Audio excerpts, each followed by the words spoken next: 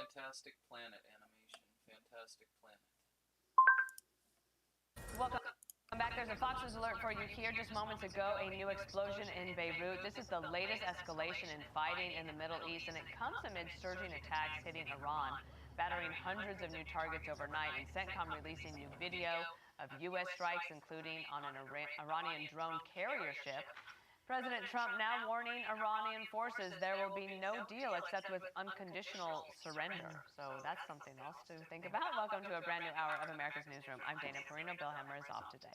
Yeah, interesting language from the president. Unconditional surrender is something that we think about when we think about World War II and Japan, and it seems the president is very focused on a complete capitulation from Iran before anything will change in this situation. Hi, I'm Martha McCallum.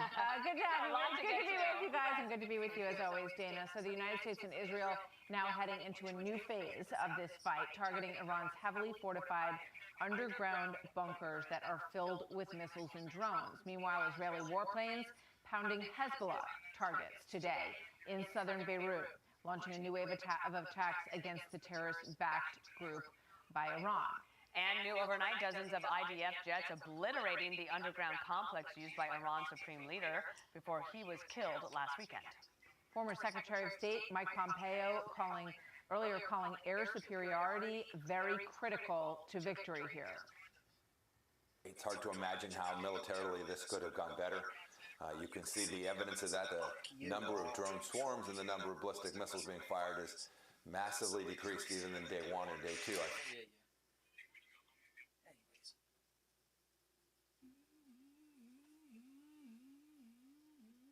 You let me out or I rape this shit out of fucking cunts. God damn. I think Iran in some ways has taken its best kinetic shot with those tools, and I'm very confident now that the United States and Israel have air superiority in its entirety across the entire nation. They'll continue those strikes. As the fighting expands into neighboring countries, Chief International Correspondent Steve Harrigan, he is in Armenia, that's Iran's northern border, and what do you hear today? Dana, you could see smoke rising from different parts of Tehran after strikes overnight, gray and black plumes rising up. Many residents of Tehran saying this was the worst night yet as far as just the sounds of the attacks. Iran TV saying that the presidential palace was one of the key targets, and U.S. military officials saying Iran's military capabilities have been significantly degraded. If I just look back over the last 24 hours of the operation compared to where we were at start, ballistic missile attacks have decreased by 90% since day one. Drone attacks have decreased by 83% since day one. Having said this, we remain vigilant. And one of the key targets was the underground bunker complex where the slain former supreme leader of Iran was killed. It was absolutely pounded by more than 50 Israeli jets overnight. Apparently, many of the Iran's leadership was still working in that underground bunker. And here in the Caucasus, already concerns widespread that the war has already begun to spill over into this highly volatile region. The country of Azerbaijan, just off Iran's northern border, has evacuated its embassy in Iran. This after Iranian drones attacked an airport in Azerbaijan, wounding 4 and causing some infrastructure damage. Dana, back to you. Wow. All right. A lot of things happening there, Steve. Thank you so much. Be sure to like and subscribe for all the Fox News latest on YouTube. So let's break down what he actually did. The years he served. Oh man, it's an hour? Fuck that. Vance was born August 2nd, 1984. Play Helldivers. One day over the hill. He attended recruit training from September 2003 to December of 2003. Fun fact, E. Vance, our current vice president. So, he wasn't even infantry. What did J.D. Vance, our current vice president and former corporal of the United States Marine Corps, do in the Marine Corps? Well, for one, he was not a supply sergeant. That is not an actual MLS in the Marine Corps. So let's break down what he actually did, the years he served, and where he served. Corporal Vance was born August 2nd, 1984.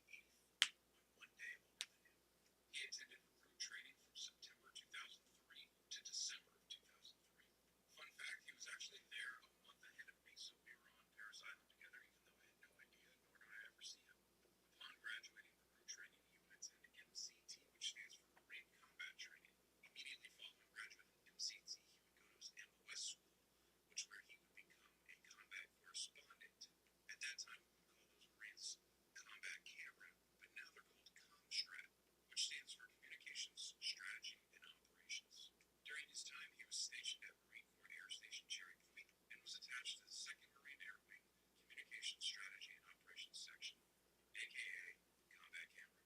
While attached to the 2nd Marine Air Wing, he would deploy to Al-Assad, Iraq, which is right here. And here is Baghdad, Iraq for a point of reference. As a Marine, he was a combat correspondent and part of Combat Camera, otherwise known as Communications Strategy and Operations. His primary role was to take pictures and probably write stories in regards to things that are happening within the area of operation.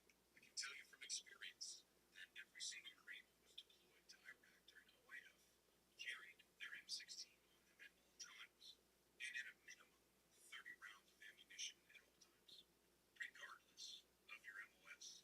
He was not deployed in front. To say that he was not deployed to the front is a huge misunderstanding of the complexity of OIF. And unless you were aware of the invading forces in March of 2003, nobody was really in the front. For the vast majority, OIF was known as what's called a 3-miller, which that phrase was coined by General Charles Krulak, who served as the 31st Commandant of the Marine Corps from 1995 to 1999. And in a 3-block war, Marines and service members can be providing 3 things all within a close proximity of each other. They can be providing aid and humanitarian assistance. Right down the street, other Marines or service members would be providing peacekeeping operations. And in the very next block, Marines and service members would be engaged in heavy combat. So there you go, the more you know. Bro, he was a supply sergeant. He literally walked around with a clipboard. He never carried a firearm. He wasn't a combat. He was not deployed in the front of the Marine Corps from 1995 to 1999. And in a 3-block war, Marines and service members can be providing 3 things all within a close proximity of each other. They can be providing aid and humanitarian assistance. Right down the street, other Marines or service members would be providing peacekeeping operations. And in the very next block, Marines and service members can be engaged in heavy combat. So there you go, the more you know.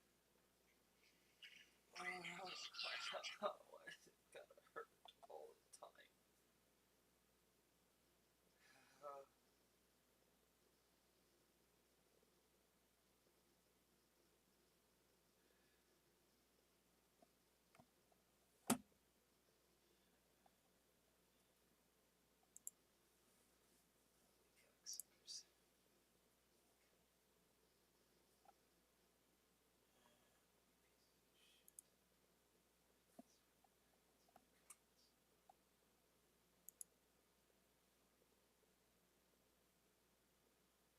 Straight come in, he's bunker.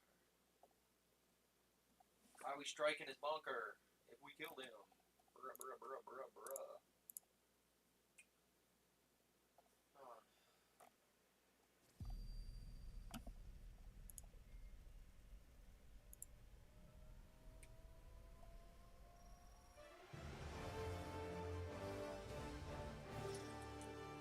Super twerk. Yo, what? Nah, I was feeling like watching it, you bitch ass motherfucker. And I get what I want. What the hell else matters in this piece of shit world? Dickhead.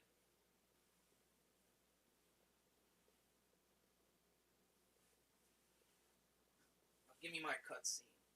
Or give me death. Or liberty or whatever. Shit.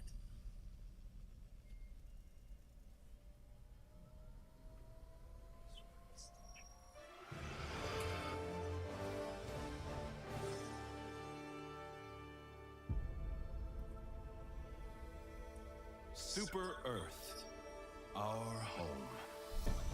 Prosperity. Liberty. Hi there. Democracy. Our way of life. Oh, hello. But freedom doesn't come free. No! Sweet liberty! No!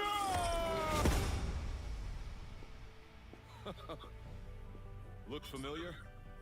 Scenes like these are happening all over the galaxy right now. You could be next. That is, unless you make the most important decision of your life.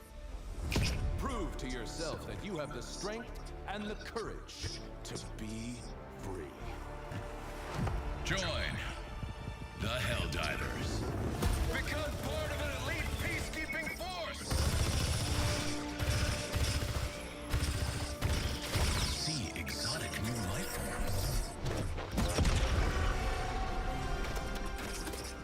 And spread managed democracy throughout the galaxy. Become a hero. Become a legend. Become a Helldiver.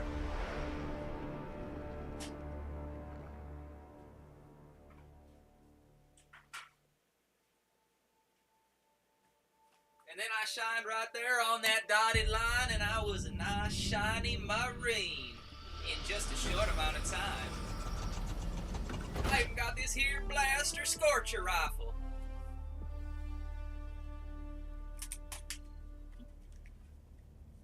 Oh man, an old German American, he called it the Bug Blasting Broomhilda. And I kinda like that, so I'm gonna go motherfuck up some Where will you take your Illuminates. stand? Dirty Illuminates.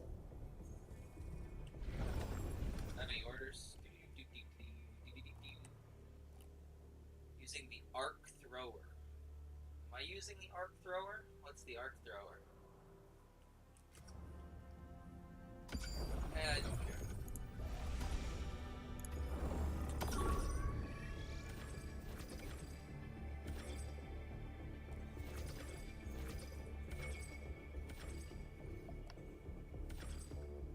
Allied destroyer coordinates received. I need glasses so badly.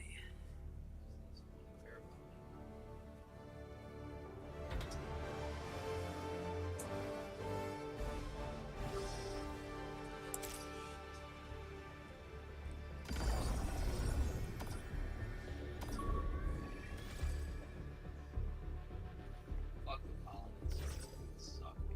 Where will you strike, Helldiver?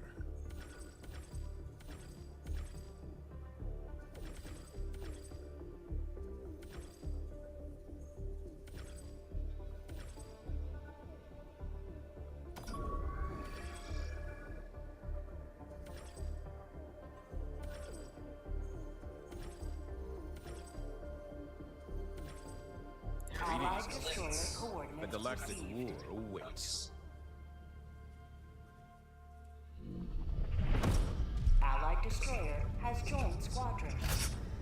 Engaging orbital thrusters.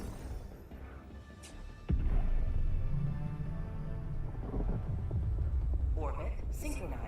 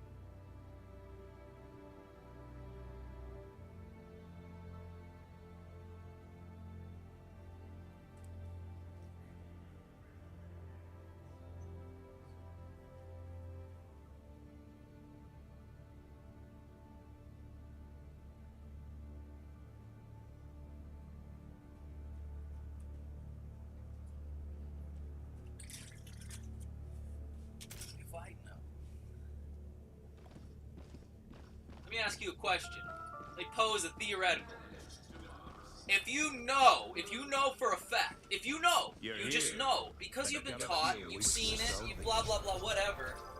Somehow, some way, you know, out there's people that can fuck the shit out of your shit up. Would you not want something equal, if not greater than? That just seems sensible. That doesn't seem unfair, even. It's perfectly fair to want an unfair fight.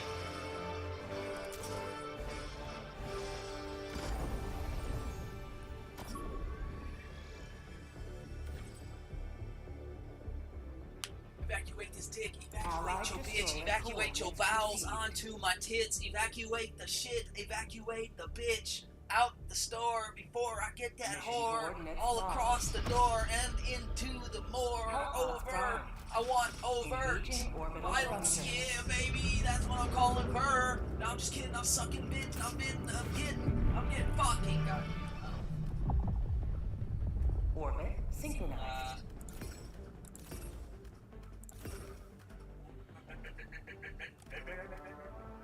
Wasp spear.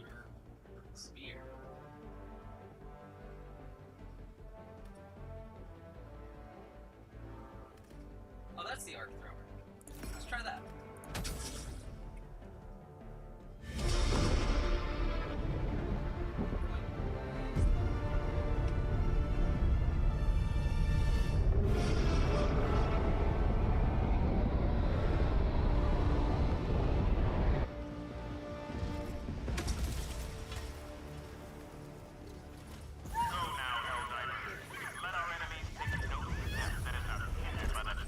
Everybody fucking hates me. Ugh. If I didn't love it, I'd be dead already. If anybody ever wonders why I'm a dickhead. Just know that I don't. Not in the slightest.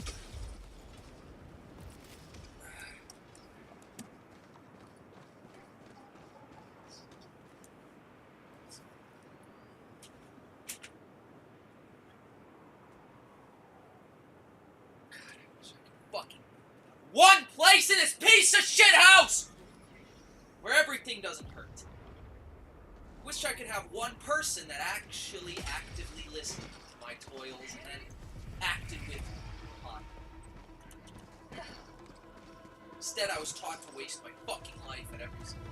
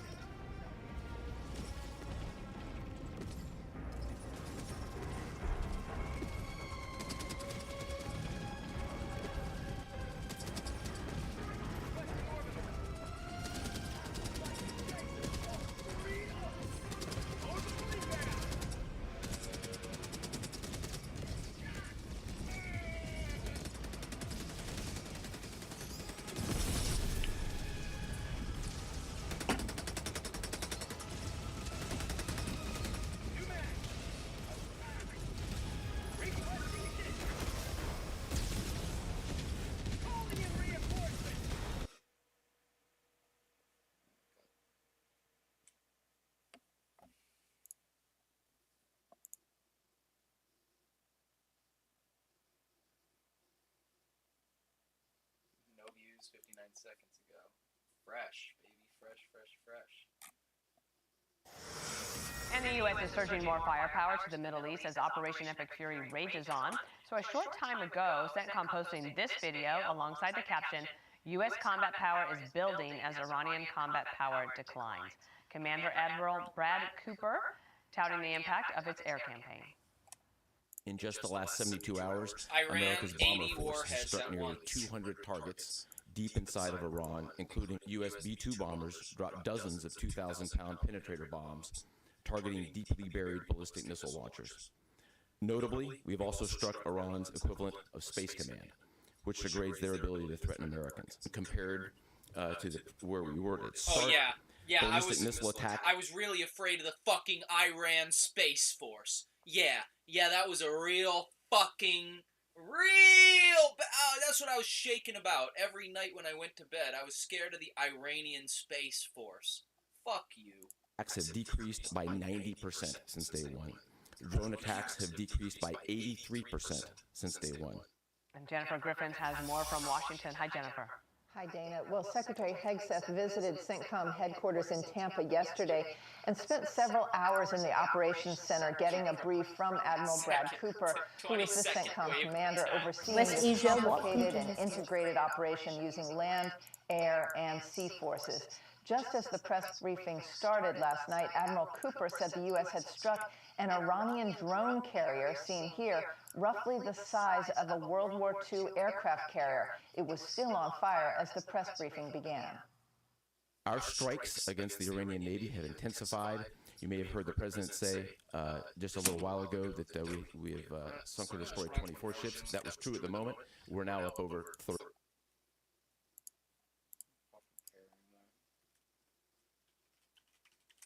Let's watch some fucking horror movies. That's what I'm in the mood for.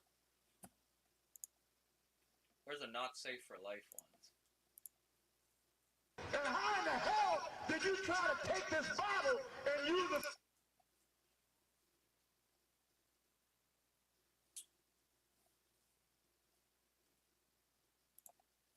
There is a tuning fork in the British Library. It belonged to Ludwig van Beethoven. It vibrates at 455.4 Hz. Not 440, not 432, a frequency no one alive is fighting for. Every piano in every concert hall on this planet is tuned to a standard Beethoven never used.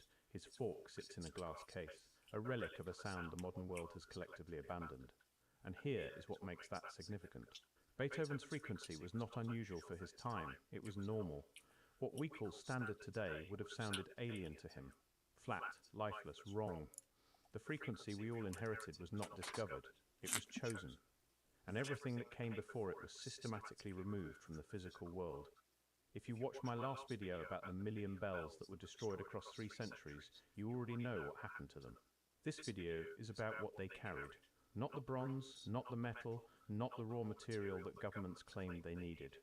The frequency, the specific pitch each bell held, tuned by families of founders whose knowledge passed from father to son across generations. That sound is gone now, and the story of how it disappeared is more deliberate than anyone wants to admit. Before 1711, there was no reliable way to measure pitch. No tuning forks existed, no electronic references, no international standards. Every community on Earth tuned its instruments to whatever the largest local instrument happened to produce, usually the church organ. And organs varied enormously. 2 churches in the same city could be tuned a full semitone apart. A musician travelling from Paris to Vienna would need to retune everything upon arrival. This was not chaos. This was the natural state of sound for most of human history. Every place had its own voice. The bells in your village rang at a pitch specific to your village. The organ in your cathedral resonated at a frequency matched to the stone and the space. The choir tuned to the organ. The congregation tuned to the choir. The entire acoustic environment of a community vibrated at frequencies that belonged to that place and nowhere else. We have physical proof of how wildly pitch varied. A tuning fork associated with Handel dated to 1740 vibrates at 422.5 Hz. An unidentified specimen from 1780 sits at 409. Beethoven's fork, around 1800, hits 455.4. That is a span of 46 Hz across 60 years, and these were all prominent musicians working at the centre of European culture. French cathedral organs in the 1800s tuned their A as low as the 370s. The Royal Philharmonic in London swung from 433 to 455 between the 1820s and the 1850s. Highland pipe bands still play today at 470 to 480. The idea that any single frequency was the natural standard before the modern era is a fabrication. There was no standard. There were hundreds of frequencies, each one anchored to a place, a building, a bell, then governments got involved. On February 16, 1859, the French government passed a law, not a suggestion, not a guideline, a law. It declared that the note A above middle C would vibrate at 435 Hz across all of France. This was called the diapason normal. It was the first time in history that a government dictated the pitch of music by legal statute. Think about that for a moment. A nation that had just spent decades debating the rights of man found time to legislate the vibration rate of a musical note. The law spread. An 1885 conference in Vienna adopted 435 across Italy, Austria, Hungary, Russia, Prussia, Saxony, Sweden and Württemberg. Sound was being centralized, but it did not stop at 435. In 1884, Giuseppe Verdi, the most famous opera composer alive, wrote to the Italian government. He supported the French standard, but added something remarkable. If the Commission believed that for mathematical exigencies the pitch should be lowered to 432, he would associate himself most willingly. Italy listened. The Italian War Ministry, not a music conservatory, a military institution, adopted 432 Hz as the national standard. For 1 year, Italy tuned to a frequency that certain researchers now claim is aligned with the mathematical structure of the natural world. And then in 1885, a conference in Vienna dominated by British delegates overruled them. Italy abandoned 432. The frequency that Verdi endorsed, the one the Italian military had officially adopted, was discarded within 12 months. Nobody voted on it. No Italian musicians were consulted in the reversal. The British simply decided it was over. Now here is where most people telling this story go wrong. They blame the Nazis. They claim Joseph Goebbels organised a 1939 conference in London to impose 440 Hz as a weapon of psychological control. I spent weeks verifying this claim. It collapses completely. The 1939 conference was organised by the British Standards Institute, not Berlin. 3 German delegates attended. None of them was Goebbels. 5 French delegates were present. 3 Italian delegates were present. The countries supposedly excluded were actually represented. I could build a more dramatic narrative by repeating the Goebbels myth. Millions of views live inside that story. But the actual history is stranger than the conspiracy theory, because the actual history does not need a villain. It just needs you to follow the trail of what was physically destroyed. Let me walk you through a timeline that no one puts together in a single place. In 1700, Tsar Peter the Great confiscated roughly 100,000 church bells across Russia to cast cannons after the Battle of Narva. In 1793, the French Revolution's convention passed a decree on July 23rd. Each parish... Holy shit, I was interested.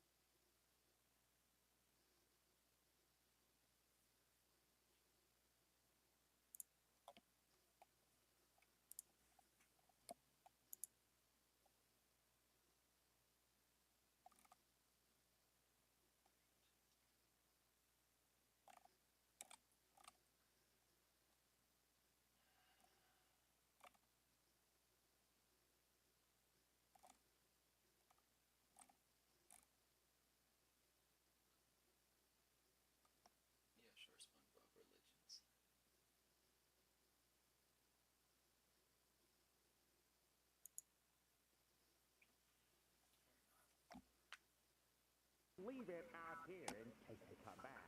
Nope. A patty this special for beans and chips. And, well, I haven't had one of these babies in over 20 minutes.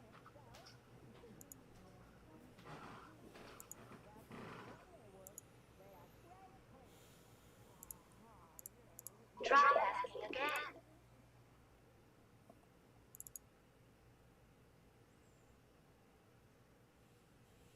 Try asking again.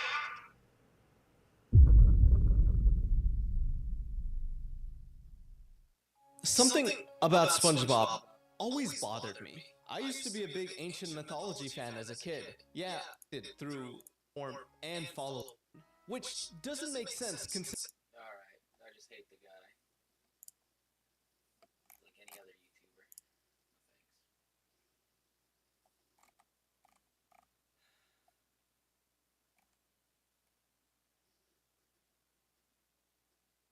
No thanks.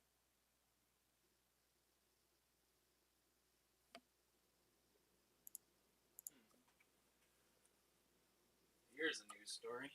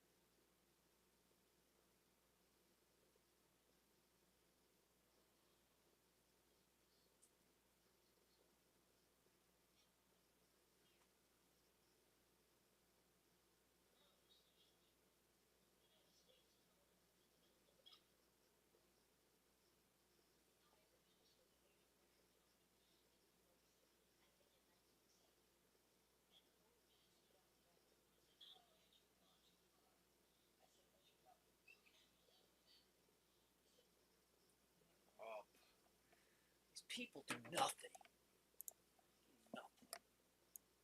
A recent rise in suicide deaths in Onslow County has the sheriff's office concerned. New data shows a recent increase in suicide deaths and attempts across the county.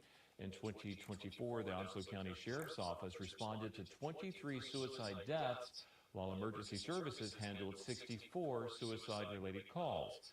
In 2025, those figures rose to 28 deaths and 76 related calls. Officials say the spike spans all demographics, including veterans, young and old, and those facing mental health challenges. Sheriff Chris Thomas says he has seen the trend firsthand and says resources to address the growing mental health needs are stretched thin. It just appears to be increasing to me, and I am convinced that it is also connected to the lack of facilities or lack of mental health treatment programs within the state. There's lack of resources, especially. This increase has prompted the Sheriff's Office to release a public statement emphasizing that support services are available. If you or someone you know is struggling, call or text 988. Fox News contributor Dan Hoffman, former director of the CIA's Middle East Division. Dan, great to have you with us. I guess, your headline take on where things stand right now, and then we do want to get into this issue of...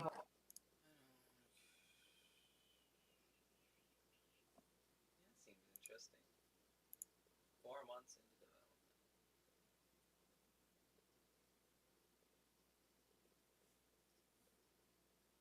You have no capes?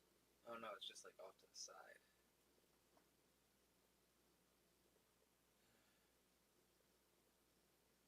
Combat rating, covert ops.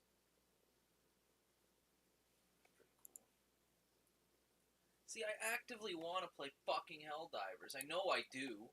I just also know it's goddamned lonely and it goddamned hurts.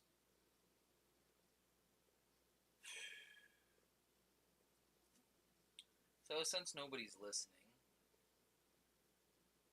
and I quit bitching and moaning and go for solution.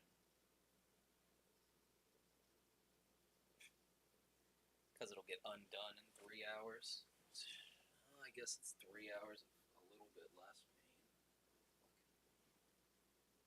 That's what I have to look forward to.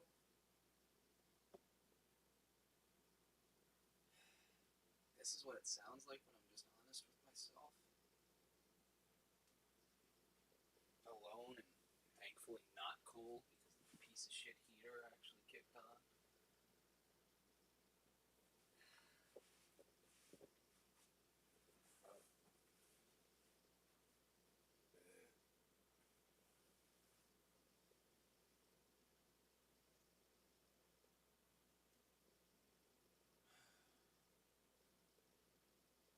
I'm fucking awesome.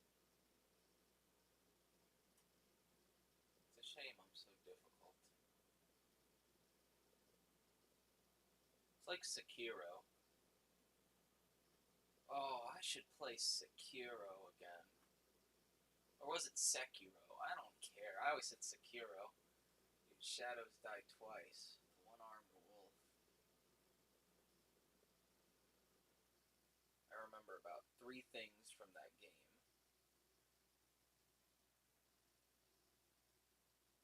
But your hands remember the rifle. No matter if you change a baby's diaper, love a woman. I bet you I could beat the owl. Oh, fuck, I'd love to play Sekiro.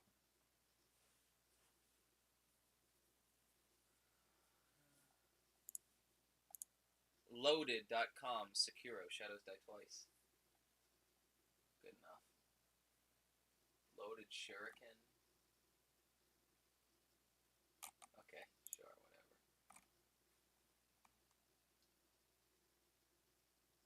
What did I buy that wasn't Arc Raiders? Was it Helldivers? Was I deciding Helldivers or Arc Raiders? I forget what did I go for? I went for Helldivers, right? And I love it? I really don't remember at this point.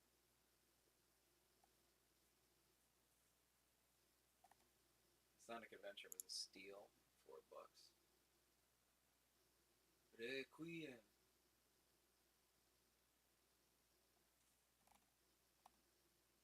Requiem. Silver Period.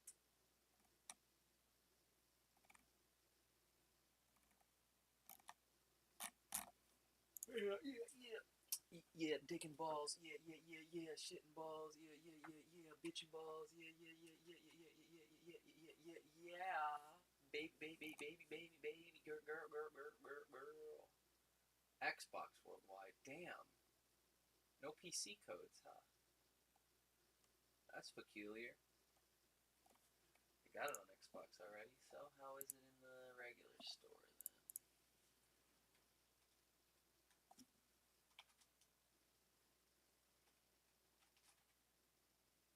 Damn.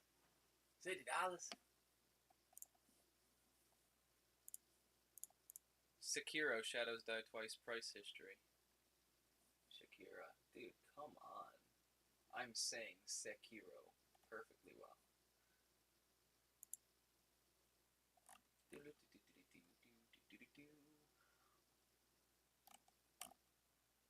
50% drop, how often? Oh, that's player charts. I always make that mistake.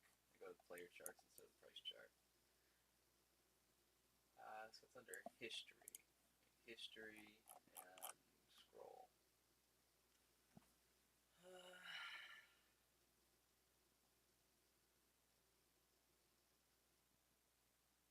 In 3 months.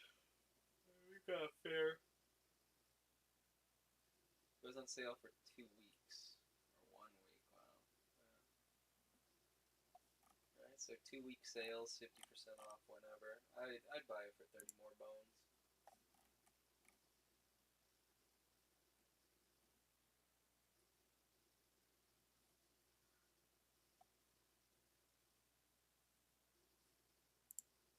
Shakira, Shakira. My heart's horny and my dick is rocking and your shit is clocking. Fuck your mocking, talking. Yeah, I'm gonna be sucking. Yeah, the beans tonight and the beans are right and your beans are mean night.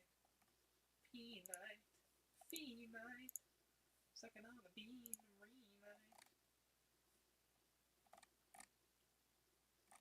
Oh wow, these are piece of shit games that are not. Arc 2? Arc 2?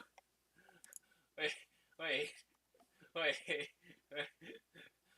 Arc 2 PC.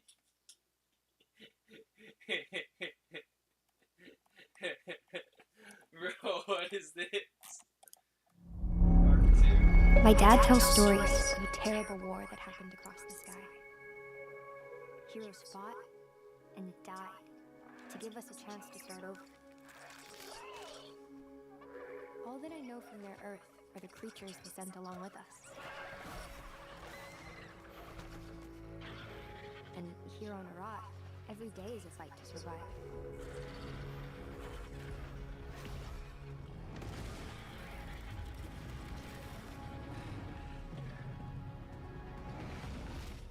But if anyone can tame this new world, we can.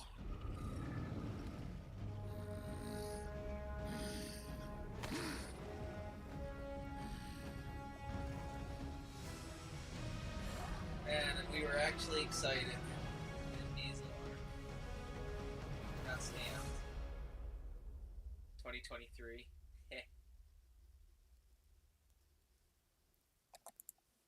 What a shame, man. I fucking loved Ark. I fucking loved Ark. Let's just ask AI. Hey, what happened to Ark Survival Evolved 2? What happened to Ark 2?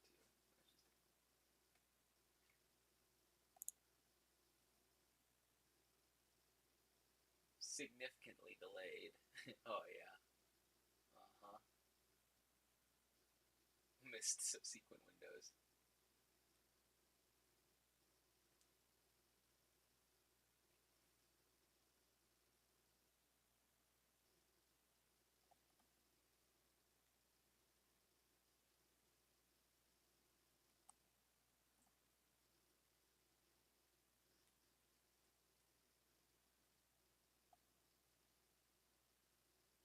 Souls-like Ark? Yo, that would be so good, but it's gonna be terrible.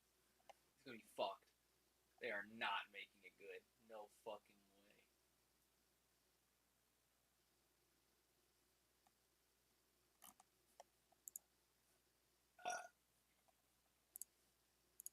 Give me the Ark Survival Ascended player count.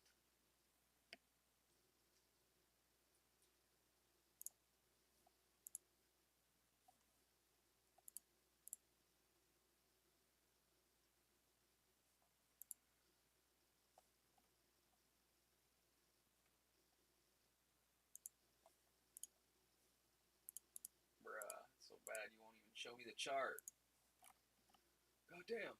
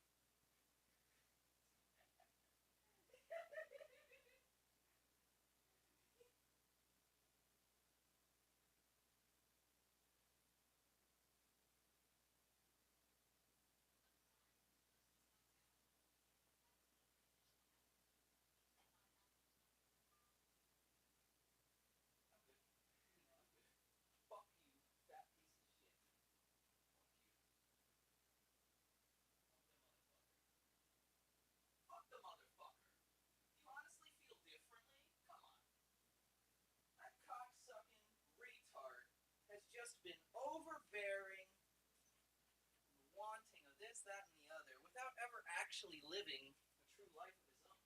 It's pathetic. I want to spit on his fucking grave. Do you honestly feel different? Do you honestly feel any different? No, you don't.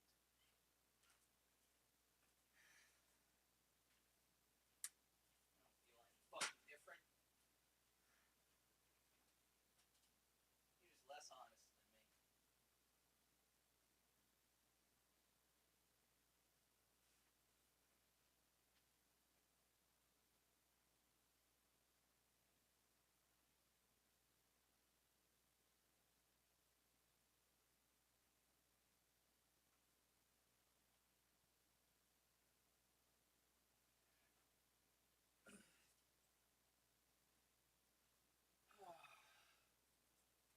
I'd love to play Grand Theft Auto with the crew again, man. That would be the shit. That would be the shit.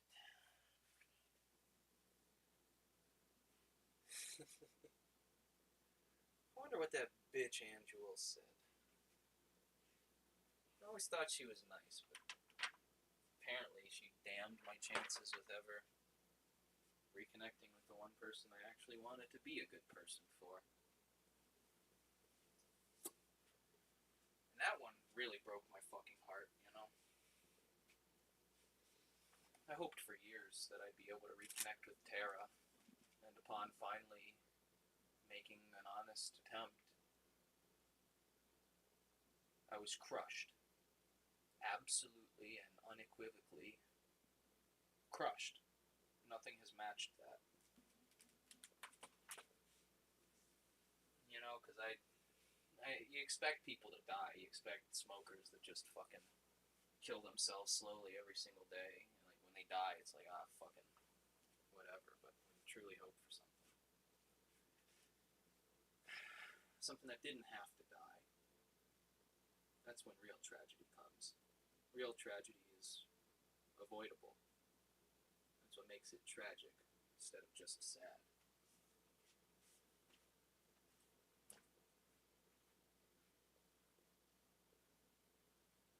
No point being sad though. Let's call some folks. Gabriel, why do you call people when they don't want you to call them? Fuck you. Fuck you.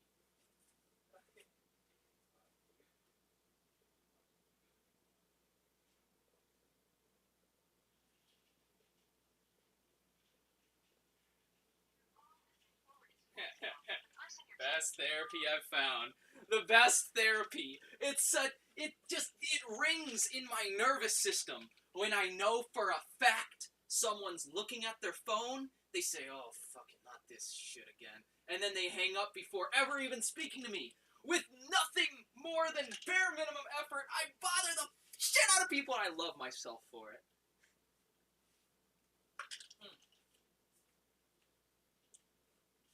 I absolutely love myself for it. I'm extraordinarily skilled and underappreciated, and that's what makes me have even more fun.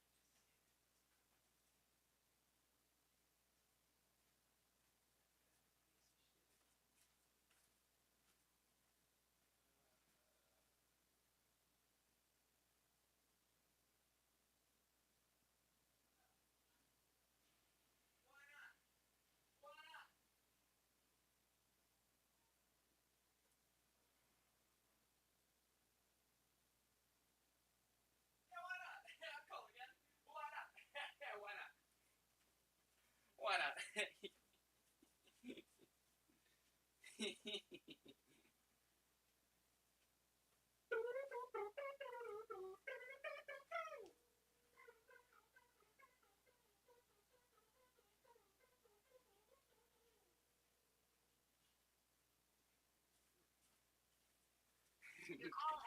Oh no! I thought he was gonna pick up. Immediate second call.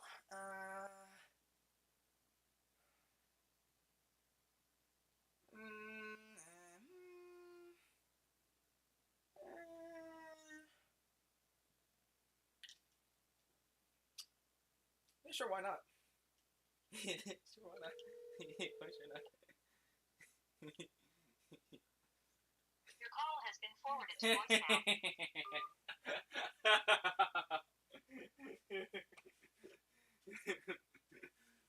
What's my play right now? Do I go for the immediate? About lunchtime.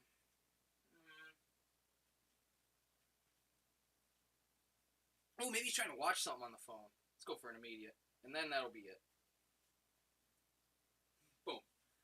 I love making my own truth.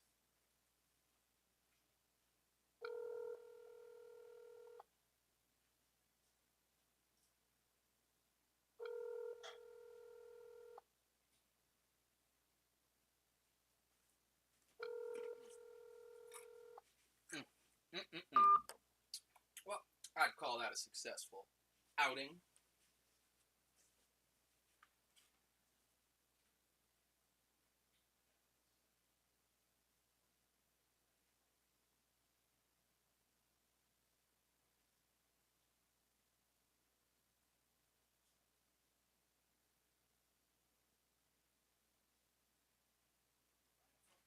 Whatever. Find a fucking Lee, you know?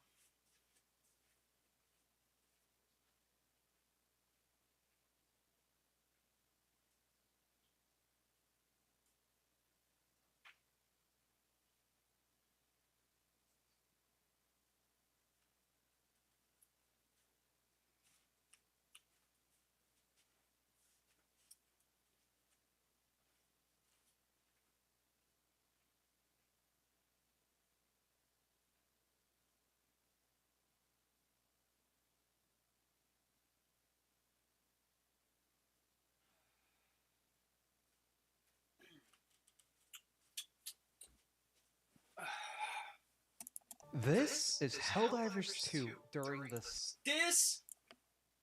This is how you eat a Big Mac, nigga. This is how you eat a Big Mac, nigga. Come the fuck! D, come on, son. Come on, son. Damn, son. Come on, guys. I didn't know he tried picking it up afterwards. Damn, bro. Fuck. Man, I feel This? shit now. Oh, shit. Man. Oh, man. This is how you... This is... Is that how you did tags back in the day? Yeah, that is actually. Yeah. Because at the bottom there, just be like, ignore the rest of the thing for tags. I remember that. Get out the way. Damn, son. Come on, son. Damn, son. The pointless brutality of the human race. It's quite a goated comment. Took his shirt off to pick up the Big Mac.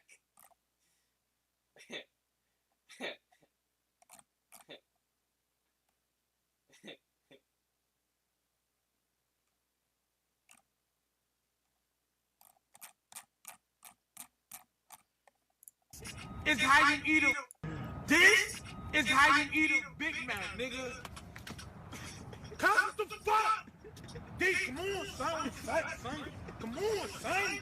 Damn, son. Come on, guys.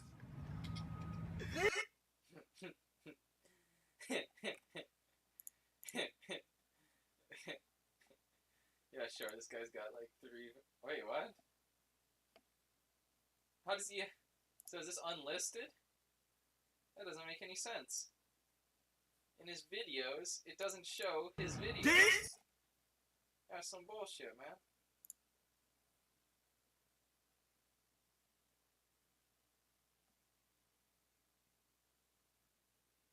Who ate the cupcake? Hey, Jack. Did you eat a cupcake?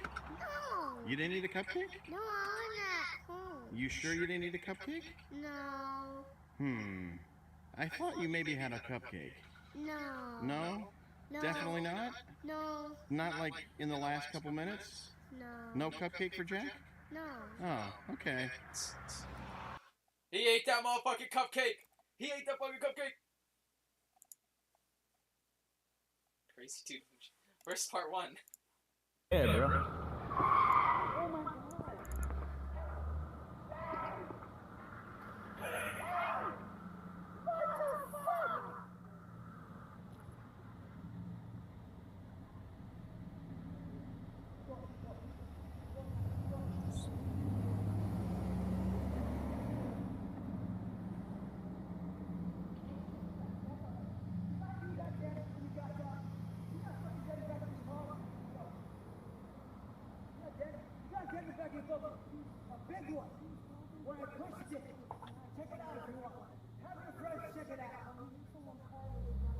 They gonna run this nigga over.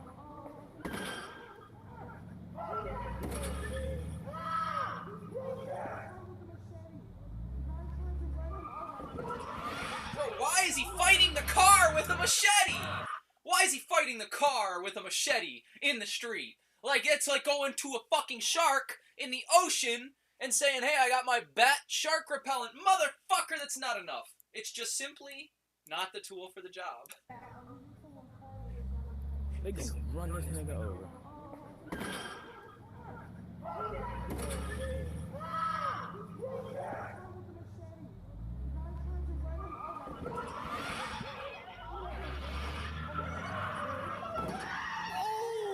What the fuck?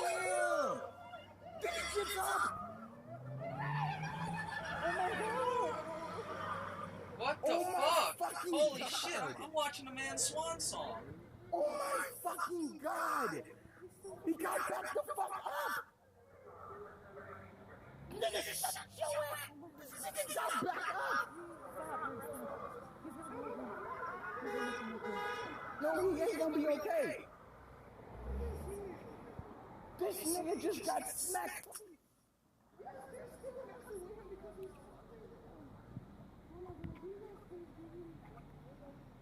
What the fuck? Sorry, I got spit.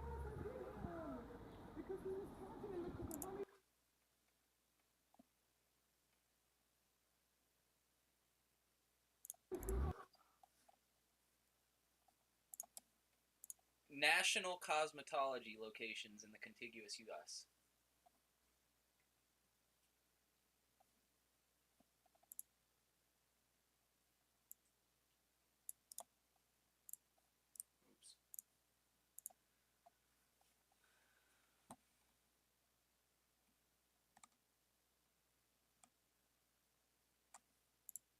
Yeah, well, I guess National Cosmetology went out of business. Looks like, you know, a New York scaffolding or maybe a Brooklyn type deal. Maybe, no, I don't know. Certain. This is ridiculous. Chicago. No, here come the fucking police. They didn't tell him where he went to. I beat the fuck out of this nigga right now. Oh yeah, you'll beat the fuck out the... Holy shit. There's so much ignorance packed into this one video. This is a gem right here. This is a gem.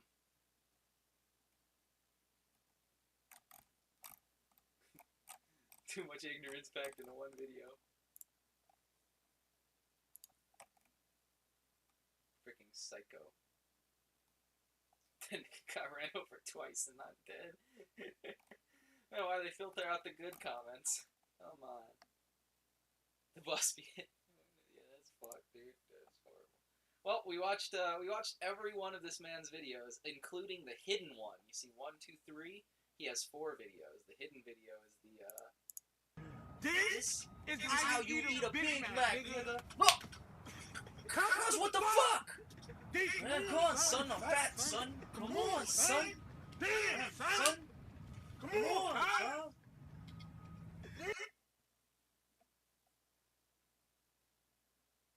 How fast can I eat a Hot Pocket and drink a Yoo-hoo? Now this is actually happiness right here.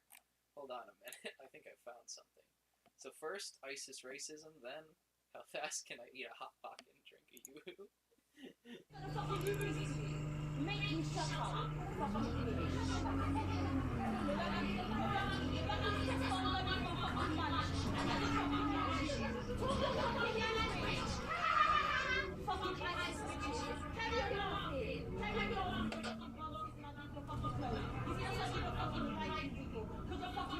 You come to England and you have no fucking manners. Go back to your fucking country where they're bombing every day and COVID. Don't come here where we're free and try to bring your fucking, do you understand me? Shut your mouth. No one can look at you. Shut up. What are you guys?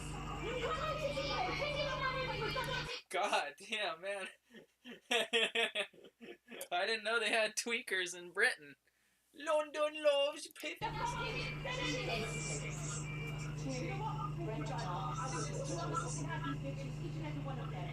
Fucking sandbags bitches, ISIS bitches, laughing up yourself, go home and make a bomb on the internet. Fucking bitches. What happened?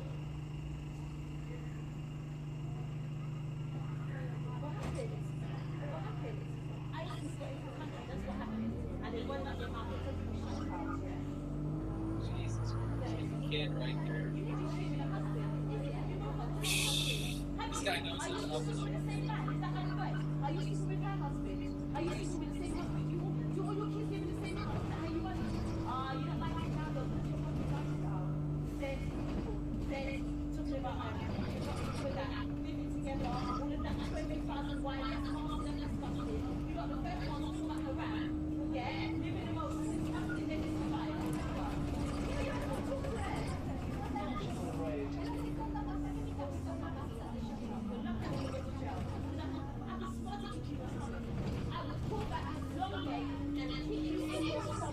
Dude, what the fuck?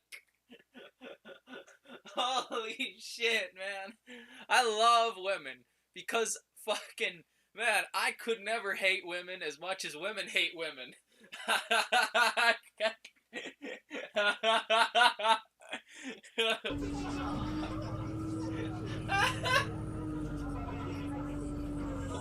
Kick you in the stomach.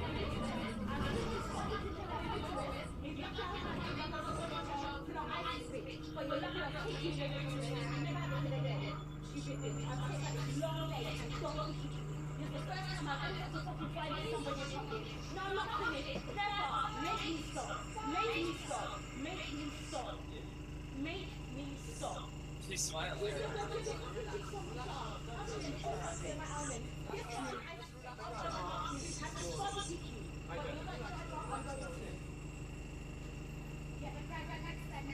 I can't understand a word.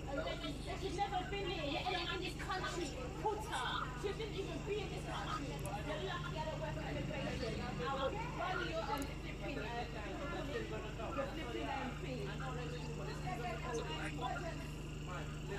She was a husband.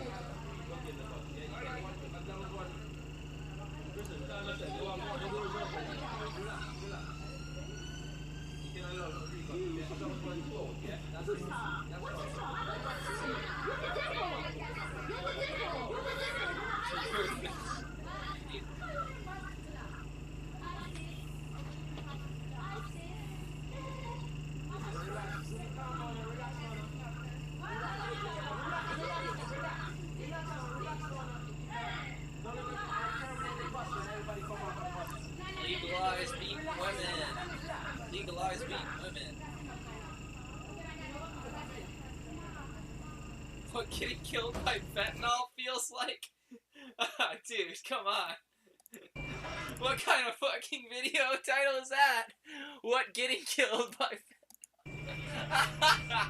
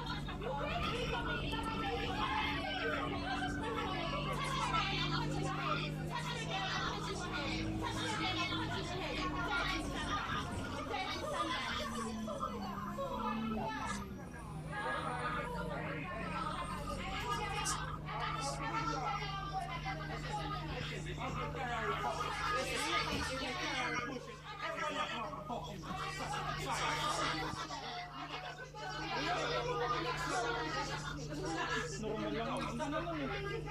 Ano naman eh.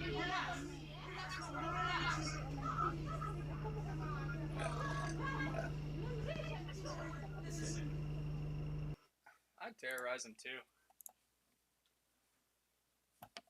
I'd fuck with him too. What is going on here? We got Brandon Hoffman, Cowboy Kid. Absolute monster in my mind. Oh my God! Yeah. Hey man! Yeah. Hey, listen. What did you get yourself into? Cowboy Kid or Jeremy Smith Dynamite has real strength. Yeah, oh dude, my just God! Don't hurt him! Yeah. Don't hurt him! Oh, he's all twisted But you up. know what? The Cowboy Kid's fighting. He's He throwing. is. Yeah. He's just so fucking strong, Jeremy. Oh no. Jeremy is just so fucking strong. But give Cowboy quick. He's dancing. He knows. Yeah, he's light on his feet. He's moving around. What you getting have out of the to way of the punches. A lot of the small little people just.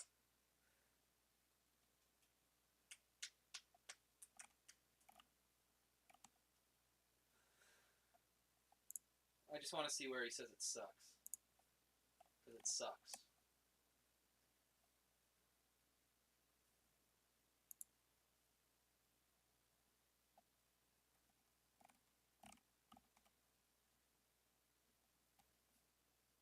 You know, it's there for looks more or less. The big arch sauce is another thing that I noticed here. It definitely has two notes that I notice especially. It has a tangy note to it, and then it also has that sort of mustard-esque quality to it. Yeah, that's a perfect description of the sauce. It's a little tangy, a little mustardy. It sucks. Fucking sucks. Hey, I'm Grub. Is that what the subtitle is? Hey, I'm Grub. I'm not so Grub. Hey, I'm Grub. I'm not so Grub. And we're the Game Grubs. The Game Grubs. Game Grubs.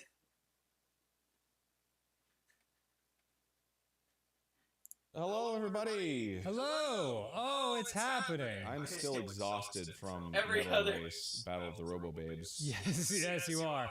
So we decided why not undertake a huge series. It's Super Mario RPG, Legend of the Seven Stars.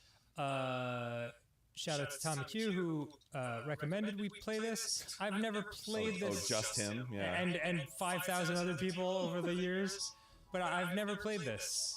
I know it's very nostalgic for some. Yeah, I've never played it either, which is so...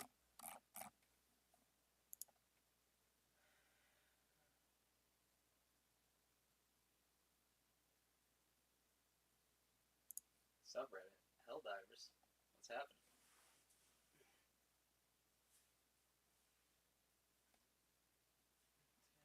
Welcome back to Slop Live. This Helldivers 2 situation is genuinely insane. Over on the Helldivers subreddit, a guy called Key Complex challenged the developers to beat their own game on difficulty 10 on a specific planet, saying to play on the current state of the game and show how well balanced it is, saying that if they do beat it, he'll donate $1,000 to the charity of their choice. This post gaining 27,000 upvotes. Another user following up saying that he'd also donate $1,000 if they use these specific loadouts, getting 12,000 upvotes. Everything seemed harmless enough, challenging the developers to beat their own game on the hardest difficulty to show that the game was balanced. But the internet is the internet, and Reddit is Reddit. Whether it was just simply the work of some bored losers, or maybe their twisted way of defending the devs, the original person who made the challenge ended up receiving dozens of messages wishing death on him. He posted that the challenge was over, and he was stepping away from Reddit and the community, asking people to stop contacting him and thanking everybody for the support, but he can't handle the barrage of hate. Supposedly, people were also doxing him, with the devs Arrowhead themselves having to make a statement saying they do not tolerate threats, harassment, or doxing towards anyone, and saying they're continuing to monitor the situation. The mods of the subreddit posting a statement, and within the statement it said that due to recent events, challenges directed towards individuals or Arrowhead are no longer allowed on the subreddit. Not sure that's the best solution. And in an update from an hour ago, it turns out the original challenger, Key Complex, said he's now been banned from the horse sanctuary he was volunteering at since 2011 and fired from his job of 7 years due to worries about security, saying his life got basically ruined overnight for something that he thought would be fun and productive towards a game he loved. All of this over a simple video game challenge. Some skeptics in the comments saying he may have made it all up to get out of donating in case the devs actually did the challenge, but a bunch of psycho redditors doxing someone for basically no reason is honestly pretty believable at this point. Thanks for slopping by.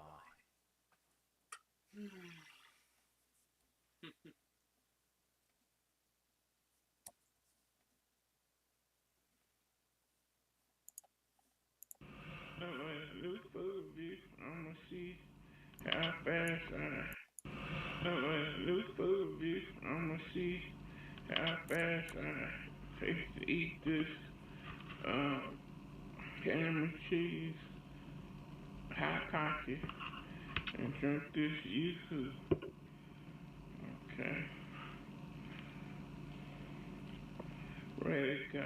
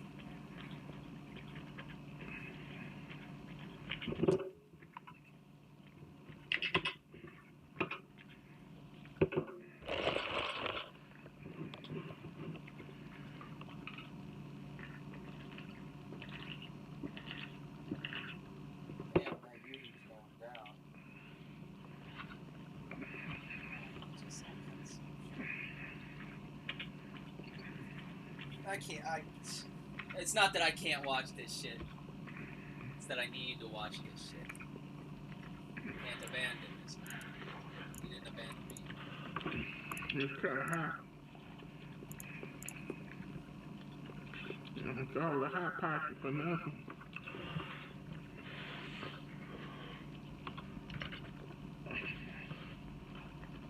This ain't a challenge or record. I'm just eating real fast.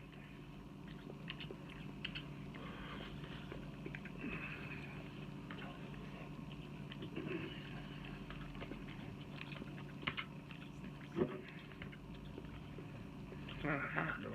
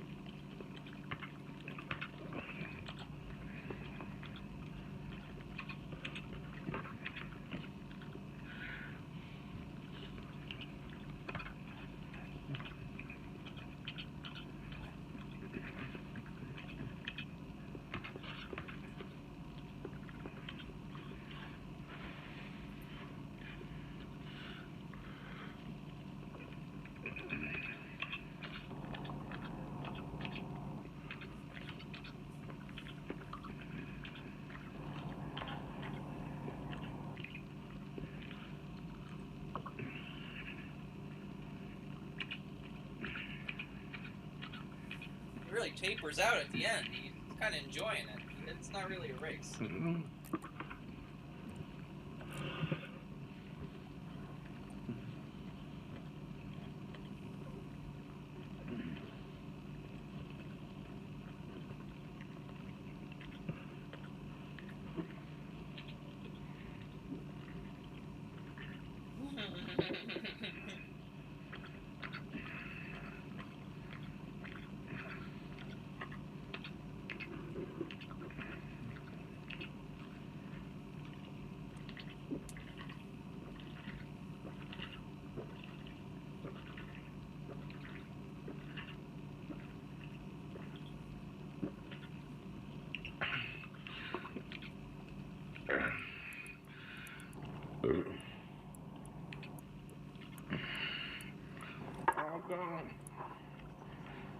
Yeah, cool.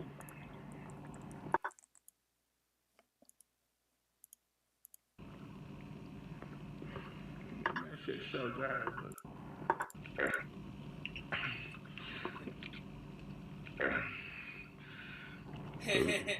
Damn, he was trying to move the goalpost, man.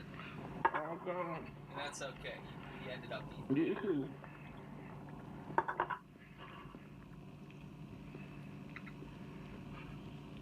Chocolate drink.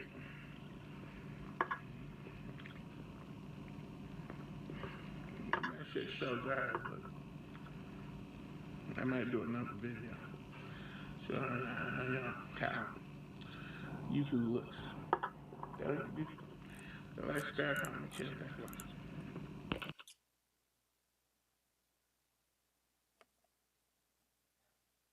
Less of a how fast can I eat it, more of a how fast am I going to eat it. What is that?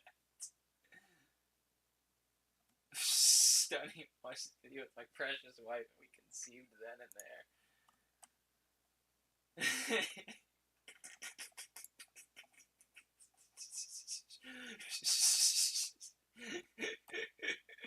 No, God, no, he's like me.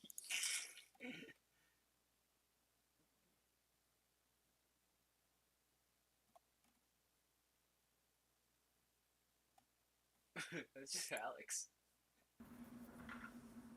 I just look like Alex.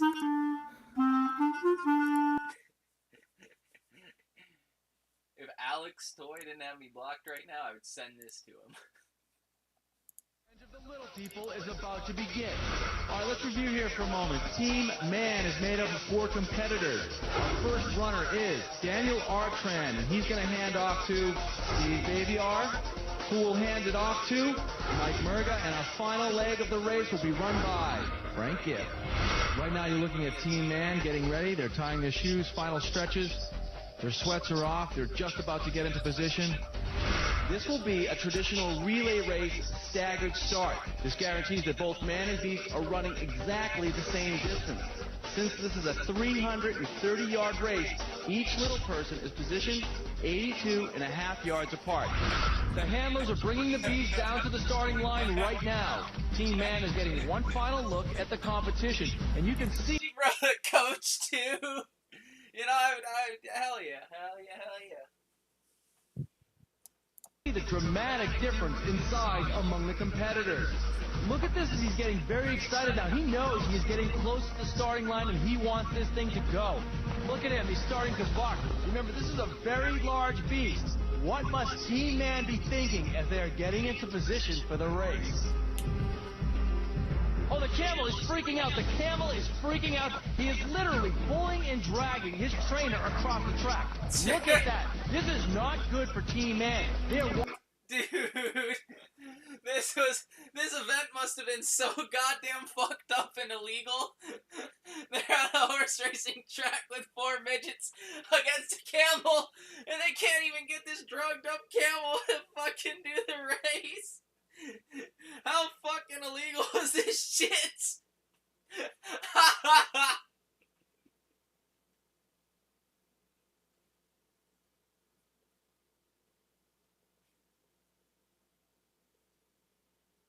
Because this is not fake. This is before fake. Dragging his trainer across the track. Look at that. This is not good for Team Man. They are watching this as we are. And are they waving it off? Are they waving it off? I would not want to be in their position. This is a scary moment. I am glad I'm up here and not down there. The camel seems to be under control as Team Man is returning and will in fact run the race. The camel seems to be a little more under control. There is an enormous amount of anxiety in that beast, but not as much, obviously, as Team Man is feeling right now. All right, here we go. Team Man is starting to warm up. They have agreed to go and are in position. Daniel Artran. I like that. I like the side storyline. They have agreed to go. Oh, they're calling it off. So these poor fucking... I hear midget's a slur, but it's just baked into me, dude. Little people? That seems more like a slur. Oh, I'm a person? You're a little person. Like, no. I'm an asshole, you're a fucking midget. Whatever. I wish there was a better slur for regular, average white boys. Shit, I'd use that one more than I use any other. But, like, they're not trying to race this camel. They do not want to do this.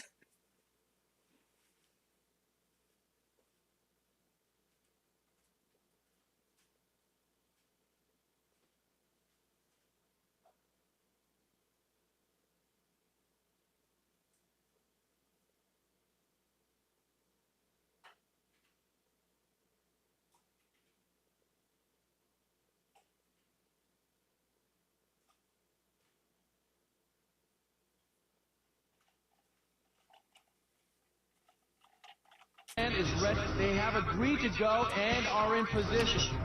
Daniel Artran is ready. He's in the block. Now remember, the Beast is a notoriously slow starter. This should play into the hands of Team Man, whose strategy is to get out fast, get the lead, and keep it. The Beast is in the starting gate.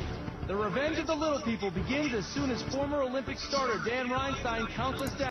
Dude, former Olympic starter Dan Reinstein, they got anybody they could. They got that old man as a former Olympic star. My ass, dude. That's some guy they got off the street. It's actually a pretty good strategy. Get some guy off the street, say it's someone famous, and get the camera on him for a second. It's like, oh yeah, he was there. Keep it. Whose strategy is to get out fast, get the lead, and keep it. I know I've watched this before, but I don't remember who wins. I think it's the midgets. I'm gonna bet on the midgets because I think like the camel dusts the shit out of him, and then he stops, and then he pitters around. Maybe I'm wrong. Maybe I'm misremembering it. I just gotta see this. The Beast is in the starting gate. The revenge of the little people begins as soon as former Olympic starter Dan Reinstein counts us down, and here we go. On your marks. Set. We have a clean start, and Team Man is off fast.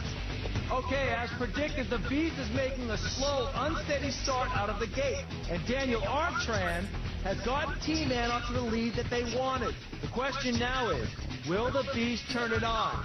Okay, the first handoff is clean, and the Beast is still on. No, wait, there he goes, and the Beast is now starting to go. The camel is moving. The question is, will he be too far back to catch up? Team Man is running there at a good, clean pace. But all of a sudden, look at the energy now. Now the camel is really kicking it into high gear and closing the gap. And there is the next baton pass, and it's clean. But the camel is clearly catching up. He is now, in fact, passing Mike Murga and is in front of him by at least 4 or 5 yards. He started slowly, but now he is moving quickly. And the next baton pass will be critical. Mike Murga handing it off to Frank Gibb. Oh, that is a bad pass. That's a bad pass.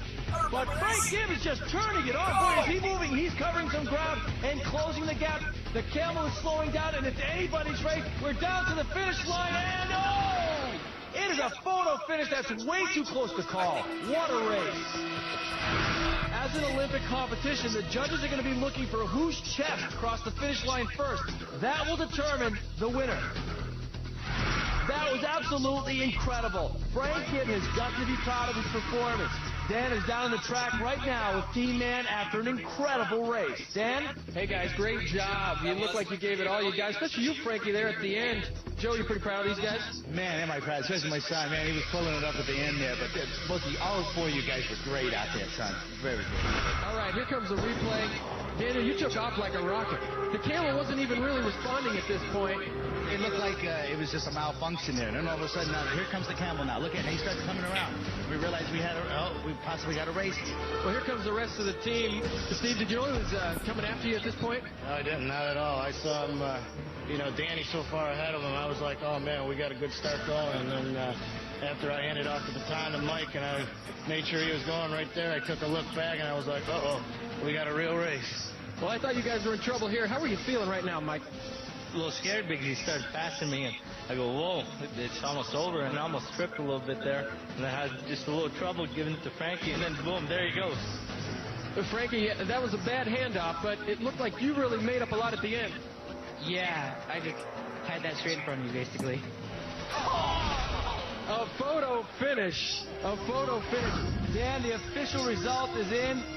The Beast crossed the finish line just 0.2 of a second before Team Man. In the last Man versus Beast, you lost by just inches. Today, just by a nose. How about one more cheer to take us out of here? All right, here we go, guys. 1, 2, 3, yeah! Steve, these guys have nothing to hang their heads about. Back to you. The Revenge of the Little People is history. Team Man ran a 330-yard relay in a quick 1 minute and 3 seconds. But the Beast hit the finish line just a hair faster. Where's the third run back? Where's the third run back, dude? Apparently there was a first. There was a first one with Team Man.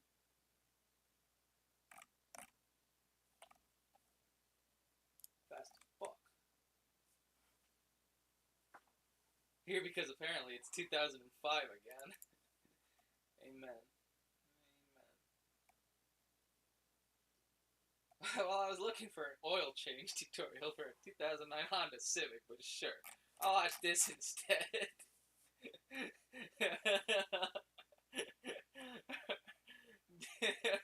No! Not the fucking monkey switch. Let's watch this for just a second. Just a second. Just a second. Come on. Let's see. It can't be so bad. I already watched this. 4 pints of whiskey. Right when drunk driving was The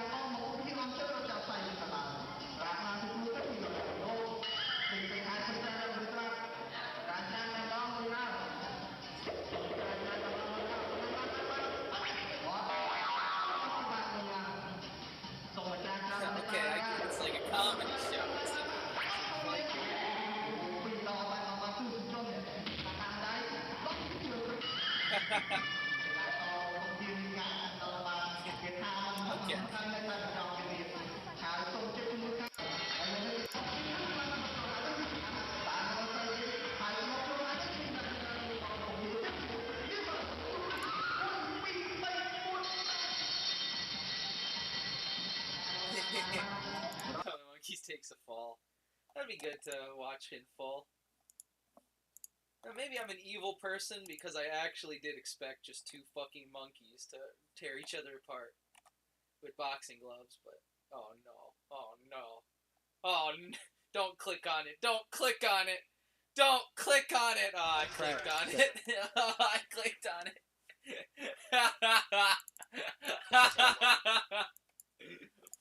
Pratt sets up one for Bywater.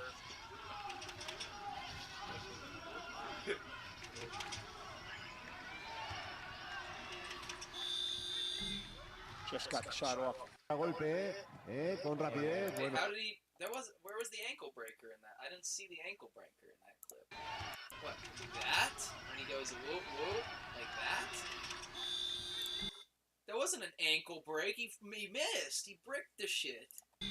Where was Just the got ankle? the shot off. Where was now this? This is a fucking breaker. But where? I'll give it one more shot. Was this the break right here before the shot that he missed? He shot and he missed, and that's the fucking ankle breaker compilation opening? Come on. Sets up one for Bywater. Maybe I missed it. Is it over? Watching other guys. No, it must have been. Just Must got have the been just shot that off. one thing, one turnaround. That's a fucking. That's a move right there. Turned him so... Oh! That's an ankle break. But this is not an ankle break. This is simply a slight misplay.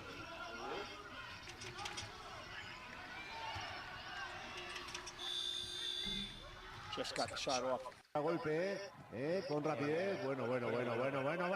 Qué manejo de sí aquí es fundamental. Estamos con 3-60. German restart.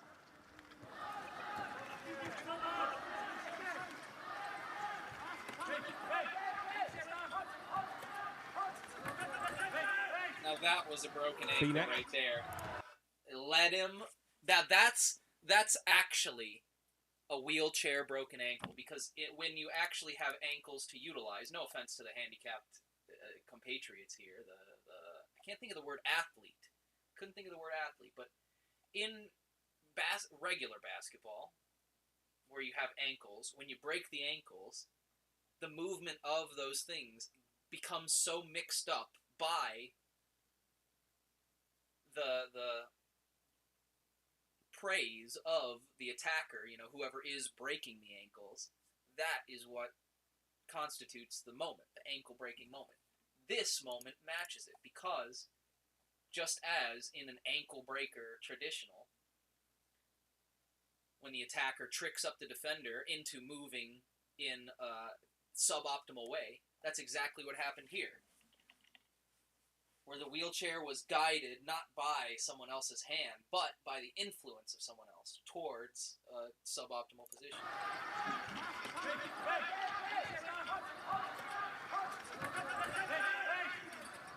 V-neck.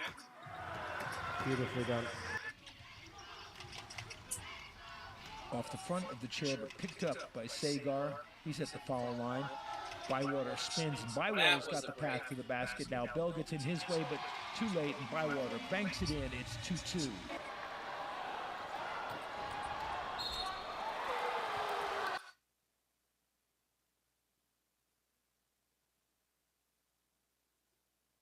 Throws here, of course. Right, that one hasn't gone in either. Yeah, back iron and out, just too much mustard on it. Too much mustard.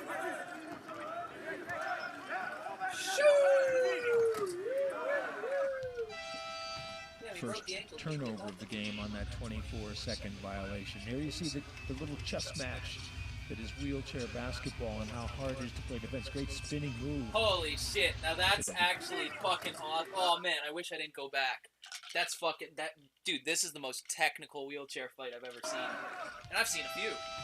First turnover of the game on that 24-second violation. Here you see the little chess match. They're reading each other's that minds. is wheelchair basketball and how hard it is to play defense. Great spinning move.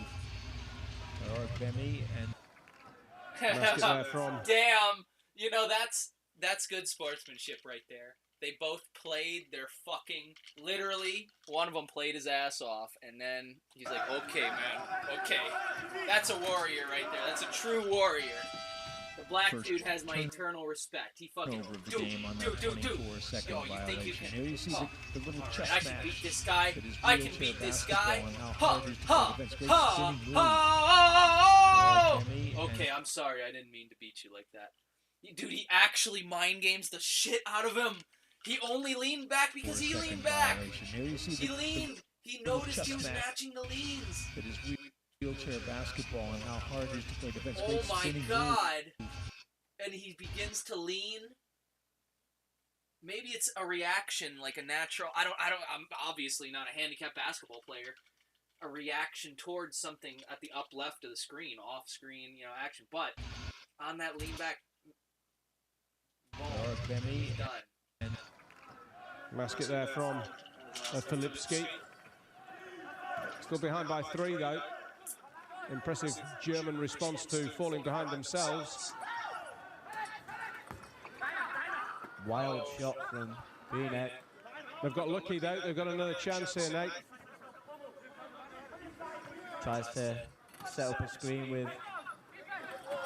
Well, Haller's got it. Wagenheim and Haller.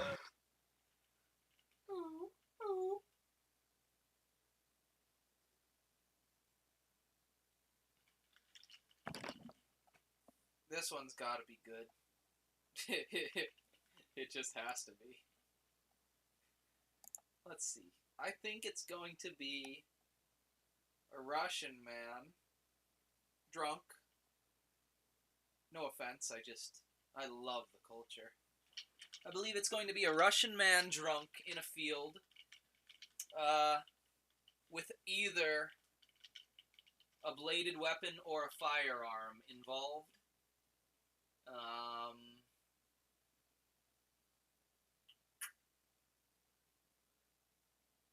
What else? What else is going to happen? And there's going to be some old woman. There's my prediction. Okay. Я знаю, кто там. Cigarette, drink, right there. Cigarette and drink.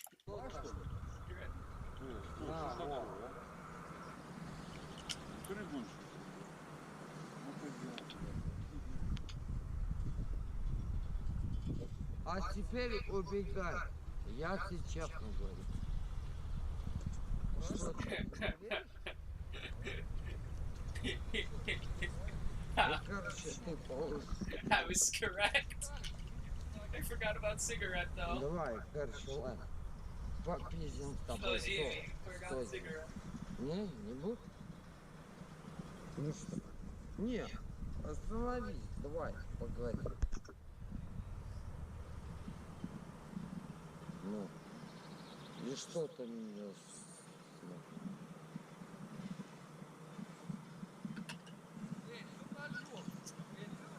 Что здесь?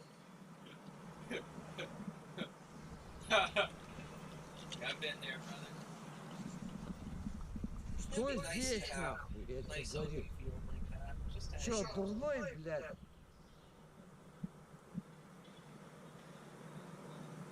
Давай, снимай. Чё ж? Весело тебе, да? А прикинь, сейчас, через пару минут.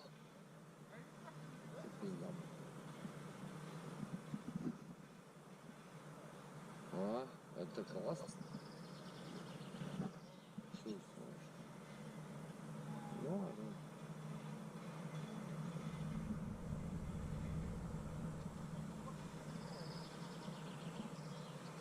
маме, чё?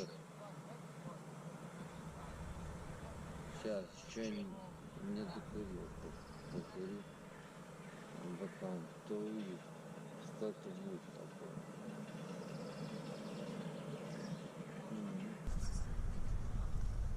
Стояк, а теперь что здесь?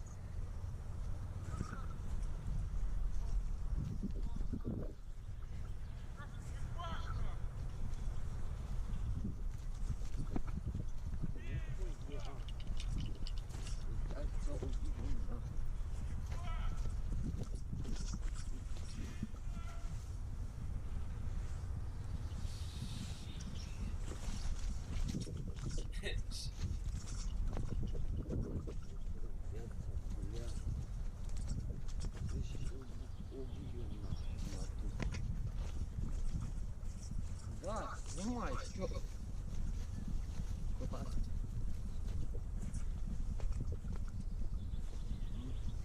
Да, я иду. Все нормально.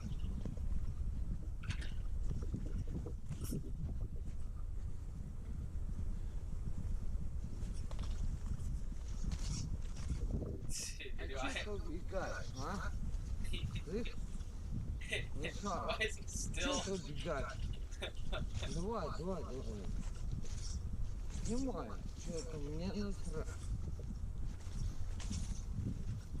Сейчас ебал набью и всё. Ну, снимай.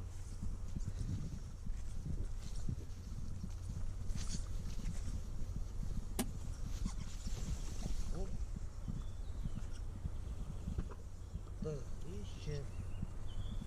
Там. Давай.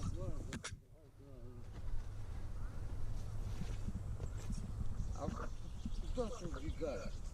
Постой здесь. А? Иди сюда.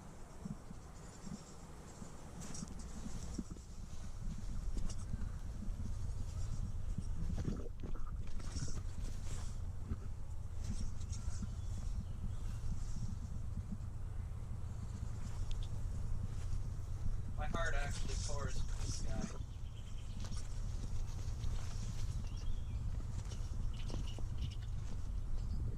And he was just drinking with his friends.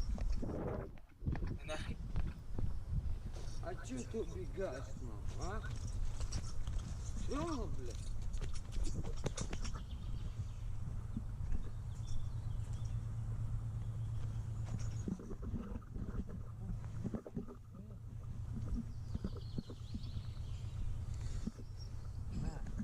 Да еще вот это.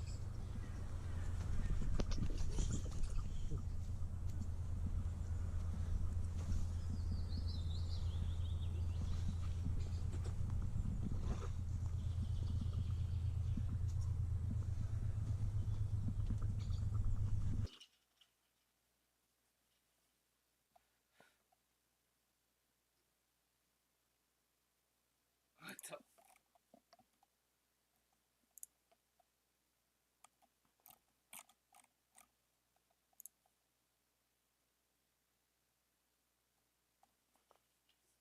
Tell us how and where you filmed the video in the next video.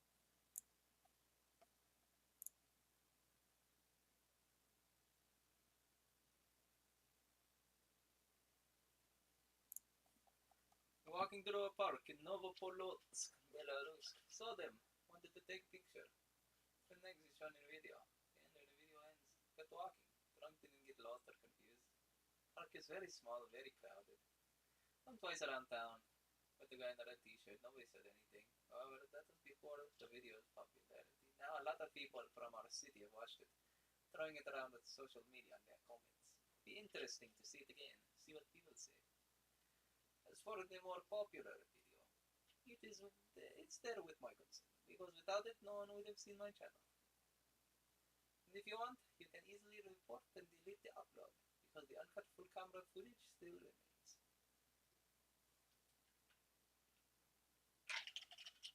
Dude, there's like lore. There's lore behind everything. Answer above.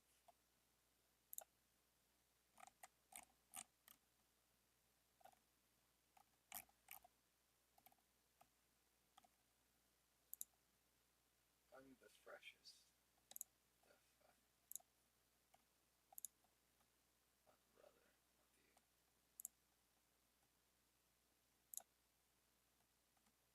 I'm the freshest one.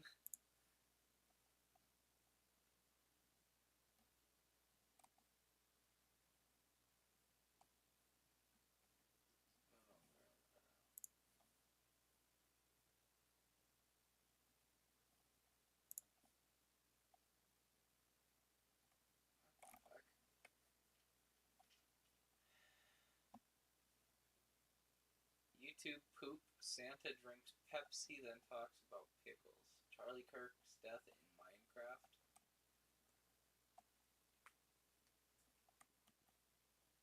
Moscow Face versus Kolpim Livnelians. So dickhead kids versus old fucks. Alright. Вот как в наше время невыгодно пить. Угу. Алкаши сидят, пьют, а молодежь их доводит. Видишь, яблоками в них кидает. Блин, на видео они приближают. Кидает, видишь, яблоками в алкашей. Давай, Антоха. Давай, Антоха. Правильно, хорош бухать. Видишь, молодежь против пьянки.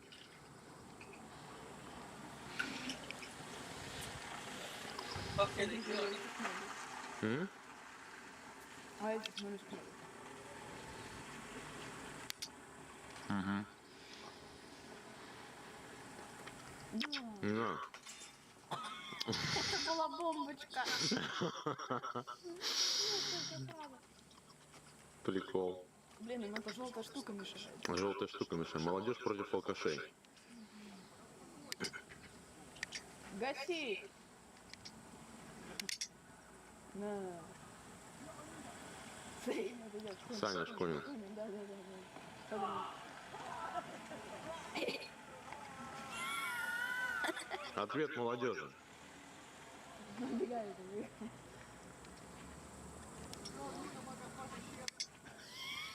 Нига, мазафака, щет. Я же вас, говорит, найду.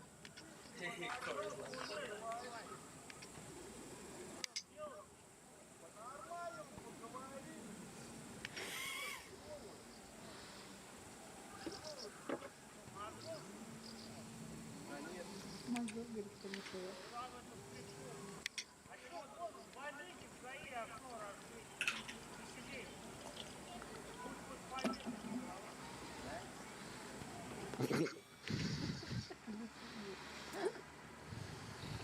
А это страшно, смотри, сейчас монет у него еще, сейчас кино пойдет. Кидает в него яблоко.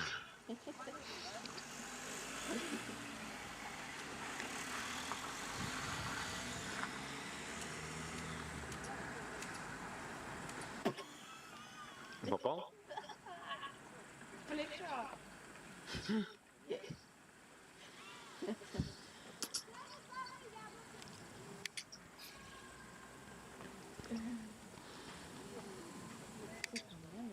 М?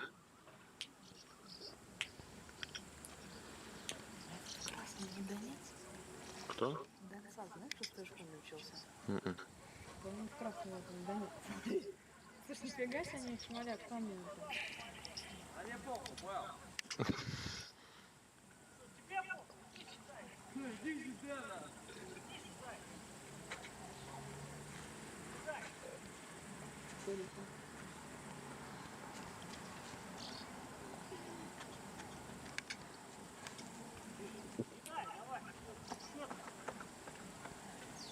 Где там снег?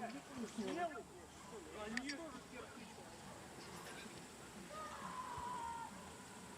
Опа. Тоже по-серьезному пошло.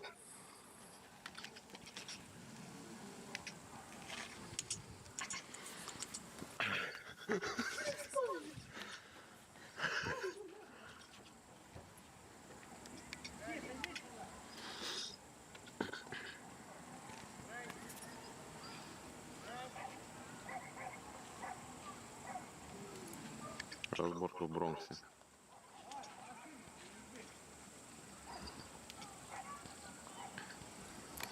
Во второй идет.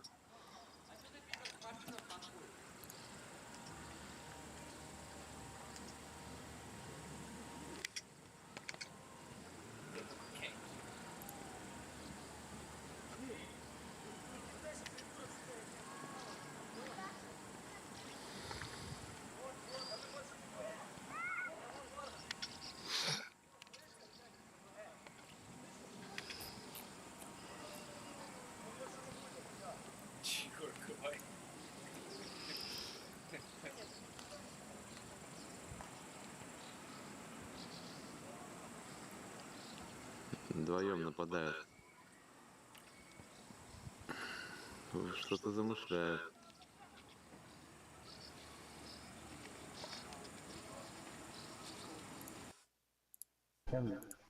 Yeah! Beat them kids!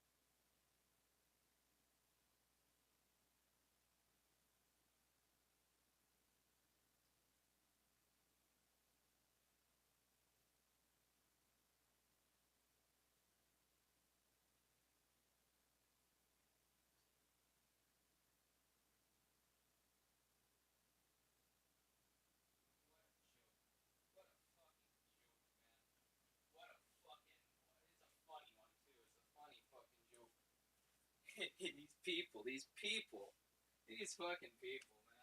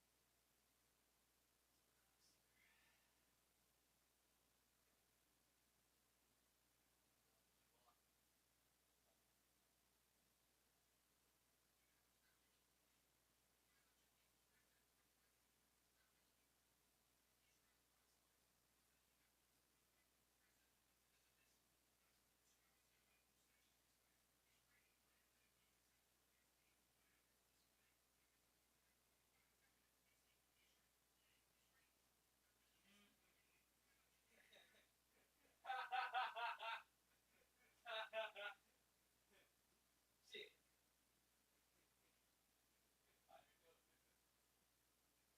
The Iron Dome!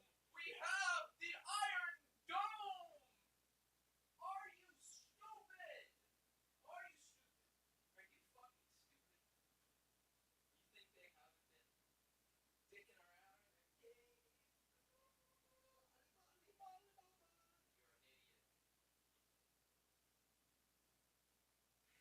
an idiot.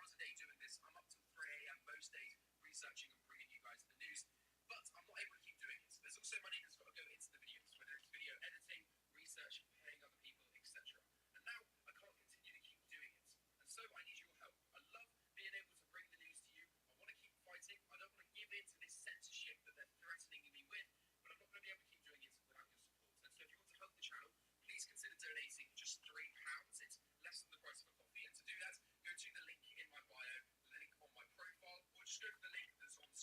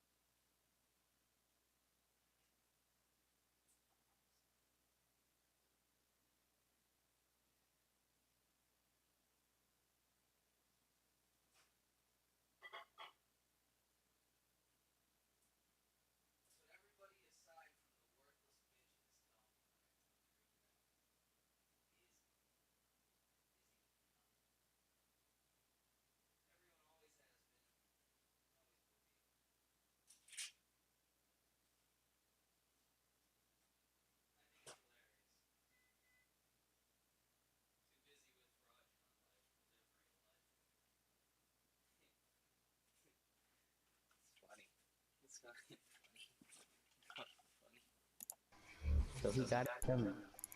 So he got to be better than me. No, I'm just saying, I don't know. Lil kid get a whooping because he was cussing on Fortnite. Coming. So he got to be better than me. No, I'm just saying, I don't know. Yeah, this is classic Fort too. Damn, this is fucking mad classic. Oh, that's the fuck. I heard that. I heard that. I heard that. Replace that fucking battery.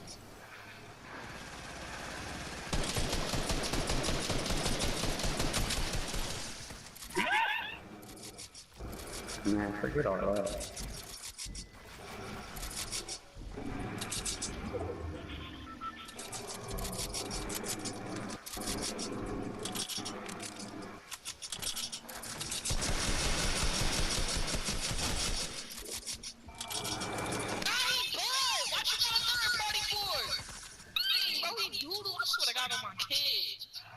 Yes, sir. Think about what's a lot of third party models?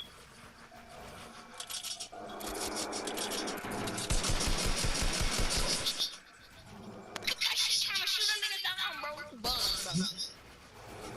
Bro, just shoot him down, bro. He just tried to shoot you down, dog. He doo-doo. He buzz.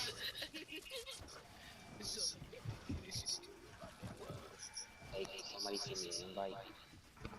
Yeah, hold up.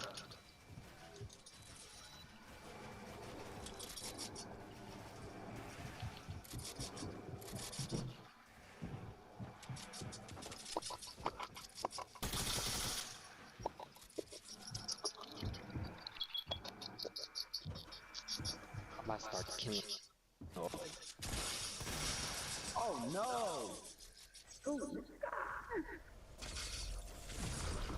I want to see you. That was actually goated with the riff.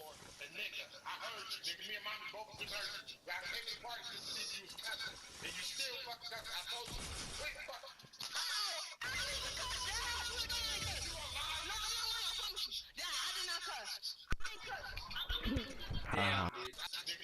I want to kill. Oh no!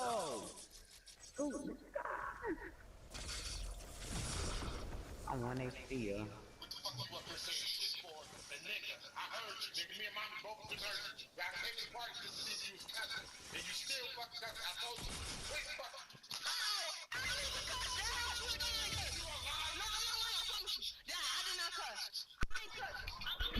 Ha ha ha ha ha.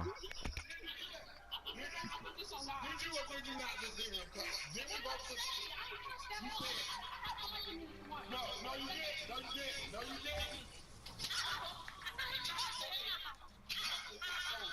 Get your ass up. Get up. Because I told you, take motherfucking cup. Lay your ass out. No, shut up. Man, you motherfucker.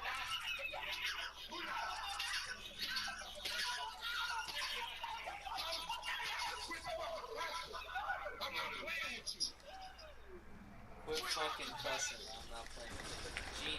Genius parenting strategy right there. You could. I hear y'all Bro, lead it for it. What?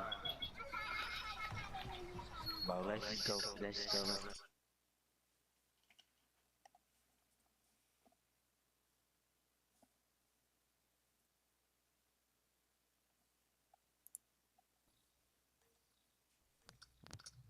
What's the new Call of Duty? One mid behind the wagon. What the hell is this? Okay, They got that shit. They got that. Yeah, Stoma, we weren't going strong. We were just fucking around. Secure the new device. Dude, there's someone on blue. Bottom blue. North on A. On your right, showing. Enemies are carrying the EMP. Oh my god, we got it. Fucking camping blue. What game is Yeah, they're this? just gonna be capping that shit. Skip the next one. Skip the next one. newest Call of Duty game. What is it? Black Ops 7?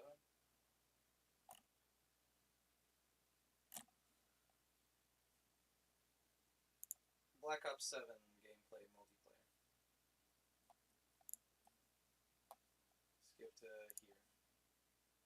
Is it the same game? Yeah, I guess that is Black Ops 7. Wow. It looks like a Chinese knockoff of a Call of Duty game. That'll get your blood pumping. Let's get to the elevator.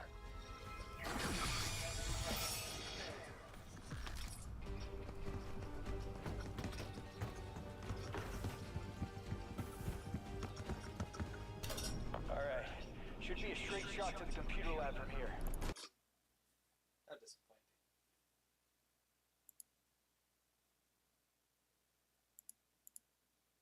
Jew or Goy? תלמיד ישיבה הולך עם תספורת מעליות. זה תספורת של גוי או של יהודי? גוי. תספורת שוקופנים. זה יהודי או גוי? גוי. לא רואים, זה תספורת של יהודי או גוי? גוי.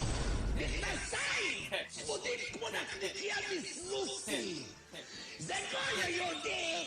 זה גוי. שמקלו של מטאטר של סנוקר הולכות. What? What did he do? מה יש לך? מה את בוכה? אני מסרק. אוי, מה יש לך? גרביוני עם כוכבים. שמעתם? פעם כוכבים חשבתי רק בשמיים. הם ירדו לגרביוני. משקה חדש יצא. פסיפלורה משוגעת. ראשי תיבות פסיכי מטומטם. גימטריה אבל. יש כאלה צועקים.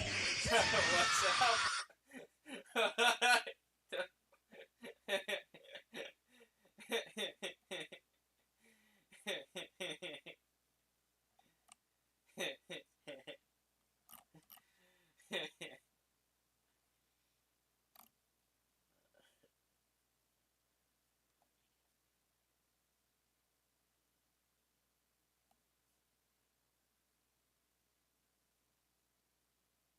What the fuck? 76 views 2 hours ago. Dude, this is fresh. Kiki Camarana.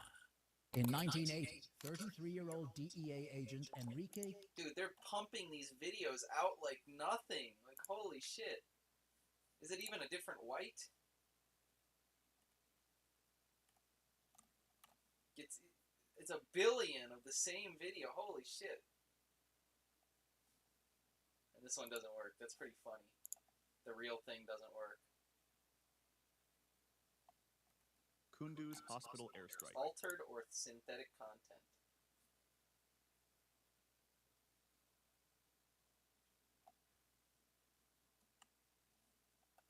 Kiki Camarana. But this one doesn't have that same disclaimer, even though it's the exact same thing.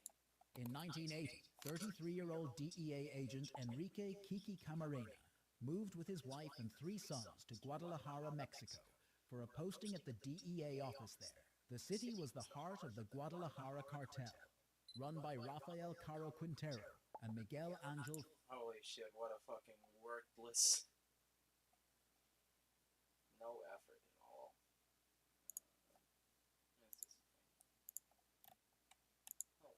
Sixth year of development. This is Helldivers 2 during the 6th year of development. During this stage, Arrowhead Studios, the team behind Helldivers 2, were completely and utterly exhausted. Everything that could possibly go wrong with making a game had just gone wrong, and nobody at the studio thought it would even be remotely successful. The day before launch, the morale at the studio was at its lowest point ever, with the team feeling like they were stuck in a prison with no escape in sight.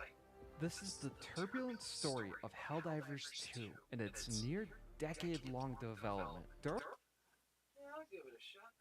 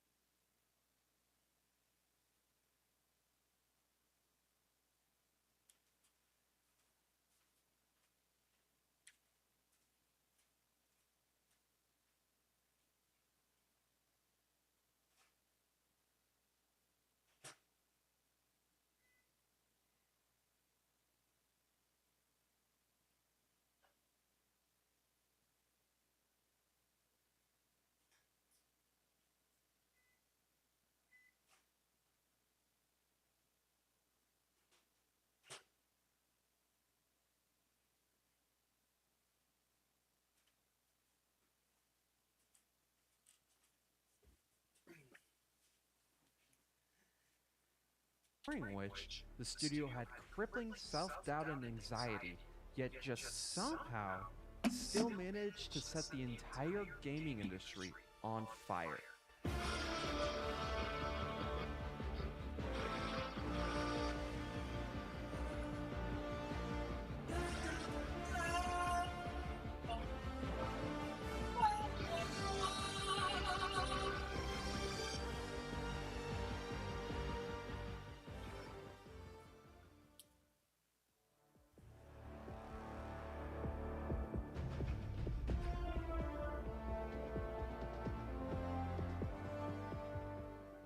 When Arrowhead Studios began putting the finishing touches on the first Helldivers game, the studio was only 10 people.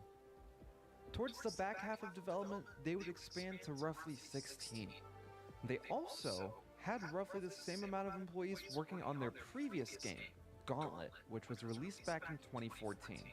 So the first thing that Arrowhead did was merge these two teams together to begin development of Helldivers 2.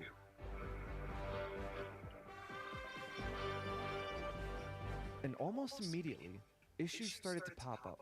Because Arrowhead was so used to a very small team dynamic, there would be lots of instances where previously, if someone wanted to change something within the game, all they had to do was go to the person who was responsible for implementing the change. But now, they would also have to inform multiple other engineers in order to have everybody on the same exact page.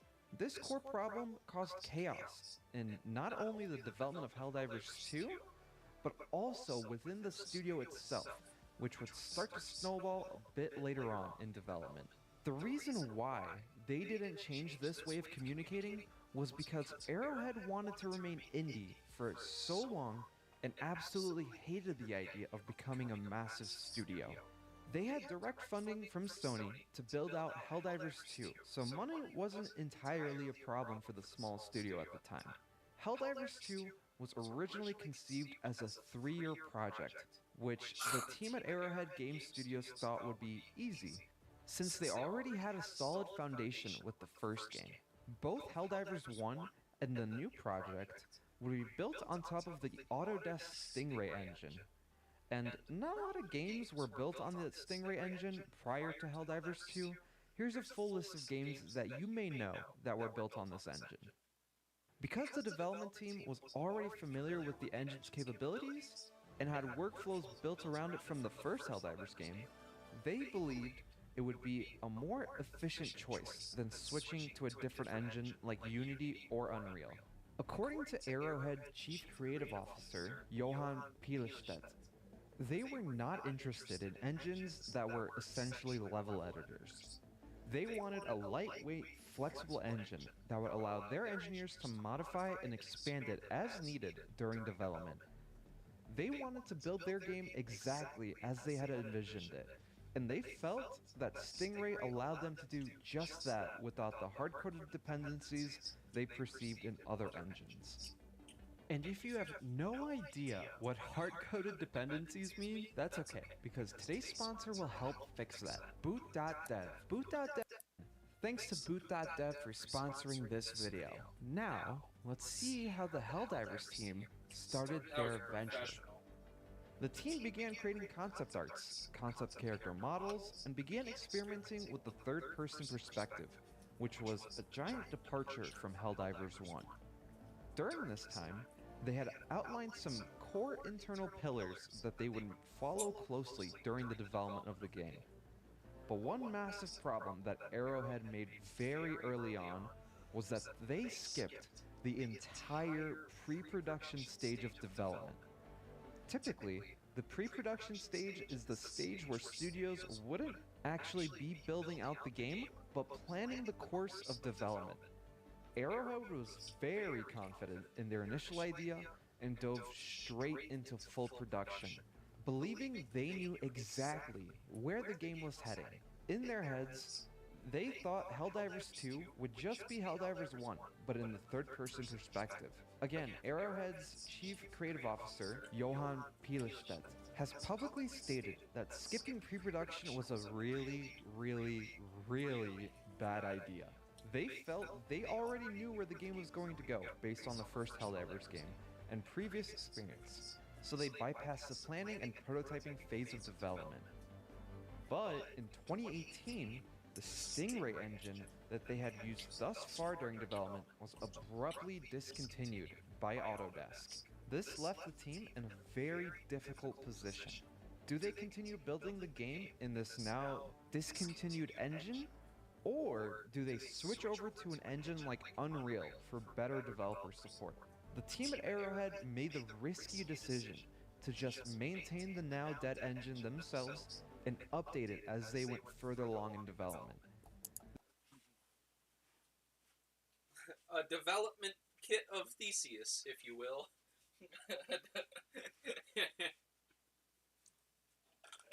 Development kit of Theseus.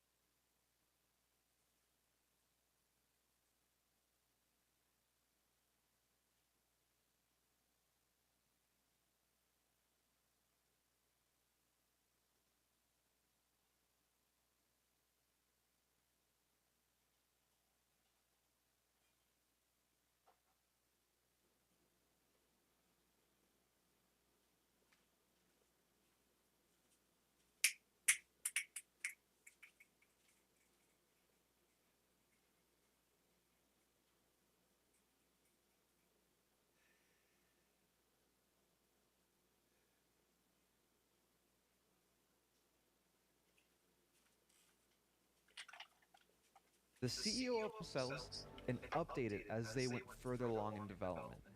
The CEO of Arrowhead said it best in that Arrowhead had to rely on crazy engineers that had to do everything with no support. So just 2 years into development, the game had no pre-production stage, their main engine they used to build the game got discontinued halfway through development, and they were extremely behind schedule. Already, this is shaping up to be a disaster, but it was about to get much, much worse.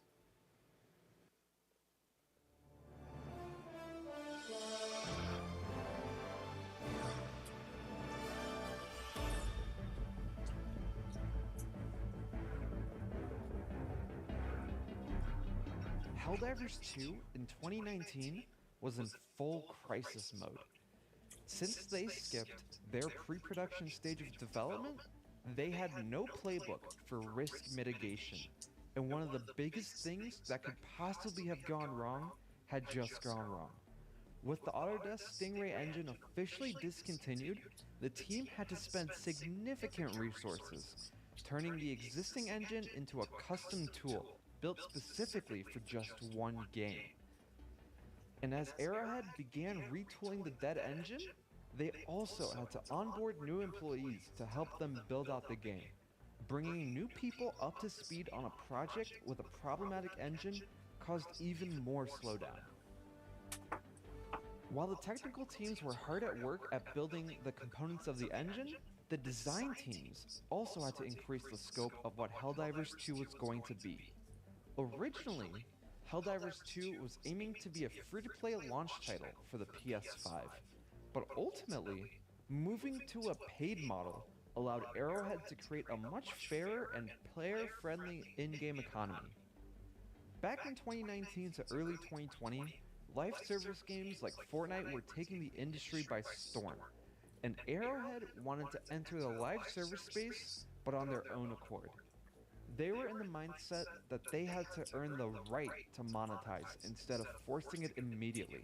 But don't charge $70 upfront and then ask somebody, then nickel and dime people for skins. It's like, it just is wrong. So be kind to users and do live service right by asking yourself what is the value for the gamers in this game being live service rather than what is good for the bank account. This is where the idea that players can earn the premium currency, super credits, by simply playing the game came to be.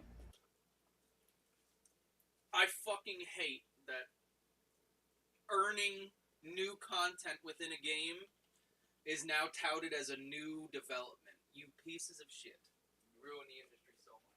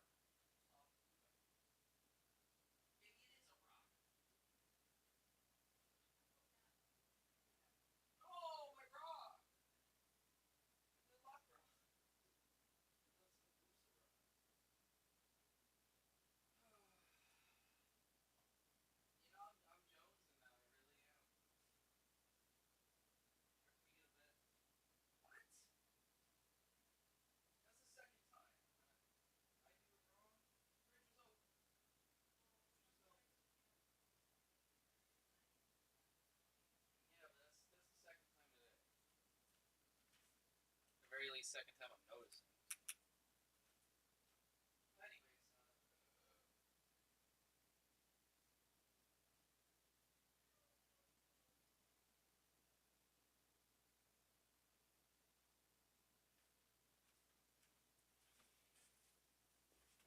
While the game was effectively going through a reboot at this time, they would also revisit the core of what made Helldivers 2 so great.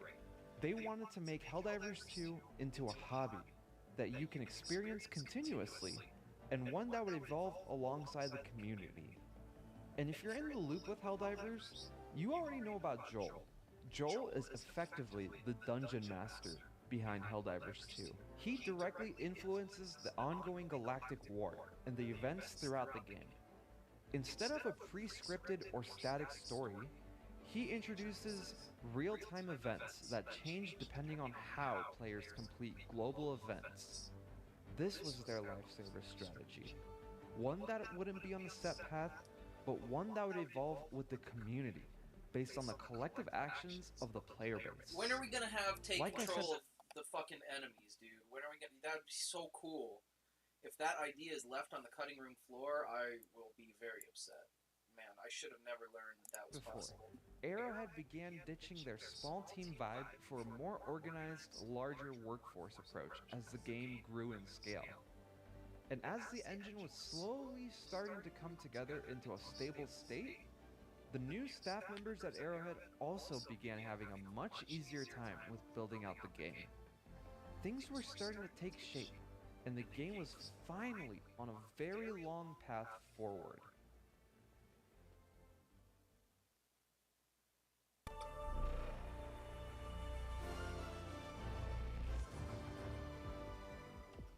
From 2021 onward, the game was starting to take the form of what we would now know and love of Helldivers 2. This screenshot is from summer of 2022. From this point on, the game underwent a complete overhaul of the look of its biomes. This year-long effort was managed by a single material artist, and this type of workload wasn't unique to just this individual. The studio was still very small, and every single person had a big part to play in the development of the game. Johan Pielstedt admitted that after their 6 long years, the team couldn't tell what kind of game they were making. They were filled with so much self-doubt that they couldn't recognize the qualities that testers were praising. The team was flat out tired at this point and completely burnt out. Johan stated that he was so far into development that he could not remember what the beginning looked like and couldn't see an end to it either, which made the experience feel perpetual, almost like a prison. We're so far into development that I can't remember the beginning. And I can't see an end to it either. It feels perpetual. They had lost perspective to such a degree that they didn't trust anybody. Even though the playtesters were saying things along the lines of Helldivers 2 being the best game they've ever played, internally at Arrowhead, they thought, oh, they're just saying that to make us get to the end or just being kind. Morale at the studio was at its all-time lowest the day before launch. The spirit of the team wasn't one of excitement of releasing a game, but a sense of relief that they were finally being let go from the hellish development. What really pushed the team through the final stages of development was collective commitment to creating something wonderful. But despite the near zero level of excitement or hype within Arrowhead to release the game, it had to come. And on February 8th of 2024, the game was finally unleashed.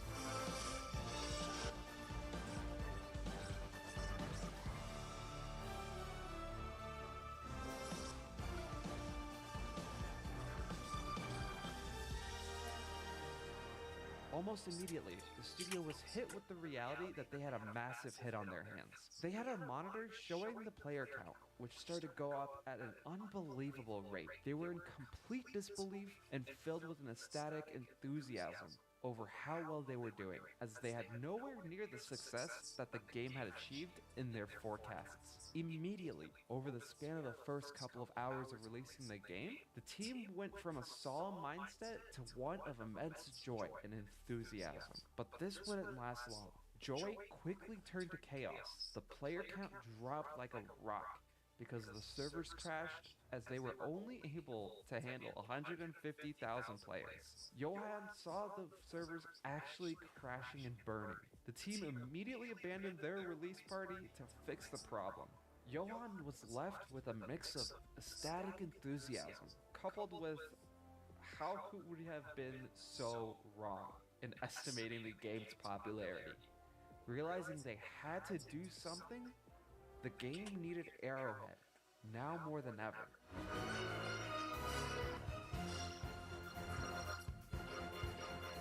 While Helldivers 2 released Yeah, what on gun the is that? That looks fun. now more than ever. Is that like a light MG?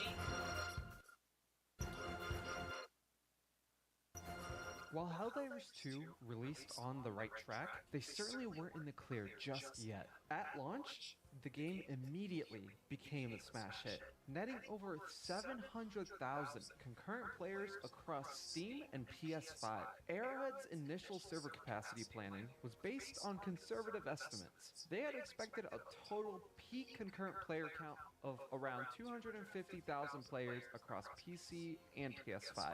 Within days of launch in February, the game not only met but repeatedly shattered the capacity expectations. Arrowhead immediately increased the peak concurrent player capacity to 360,000 concurrent users, but this was exceeded within minutes of being implemented. I mean, on Steam alone, the highest concurrent player count of Helldivers 2 achieved almost 500,000 players. Drastic changes had to be made on the back end in order to smoothly support the high influx of players. Arrowhead implemented a rate limiter, aka a queue system, to prevent the entire system from failing under the massive load. This system denied connection requests above a certain volume per minute. Johan confirmed that they increased this limit from 10,000 per minute to 20,000 per minute in an early fix. And for the players who did manage to get in, the high traffic overloaded the back-end services, causing massive desync issues with the game. Arrowhead's CEO stated that the game's initial codebase was only designed for a small idea, but the final game was enormous. Very quickly, Arrowhead would fix the launch problems, since most of the issues were stemming from the fact that they genuinely did not expect anywhere near the amount of players they had. Soon enough, launch was behind them and the ship was beginning to set course. Despite the technical problems that the team faced post-launch, they still managed to work with what they had. Throughout the evolution of Helldivers 2, Arrowhead kept releasing post-launch, launch was behind them and the ship was beginning to set course. Despite the technical problems that the team faced post-launch, they still managed to work with what they had. Throughout the evolution of Helldivers 2, Arrowhead kept releasing new biomes, enemy types, and new story threads that were driven by community engagement.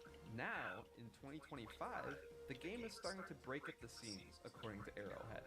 The earlier technical problems are now absolutely unavoidable, and the game is now in a state where the developers are paying for the price for their technical debt and long outstanding bugs. The team is now focused on addressing the health of the game over new features and expansions.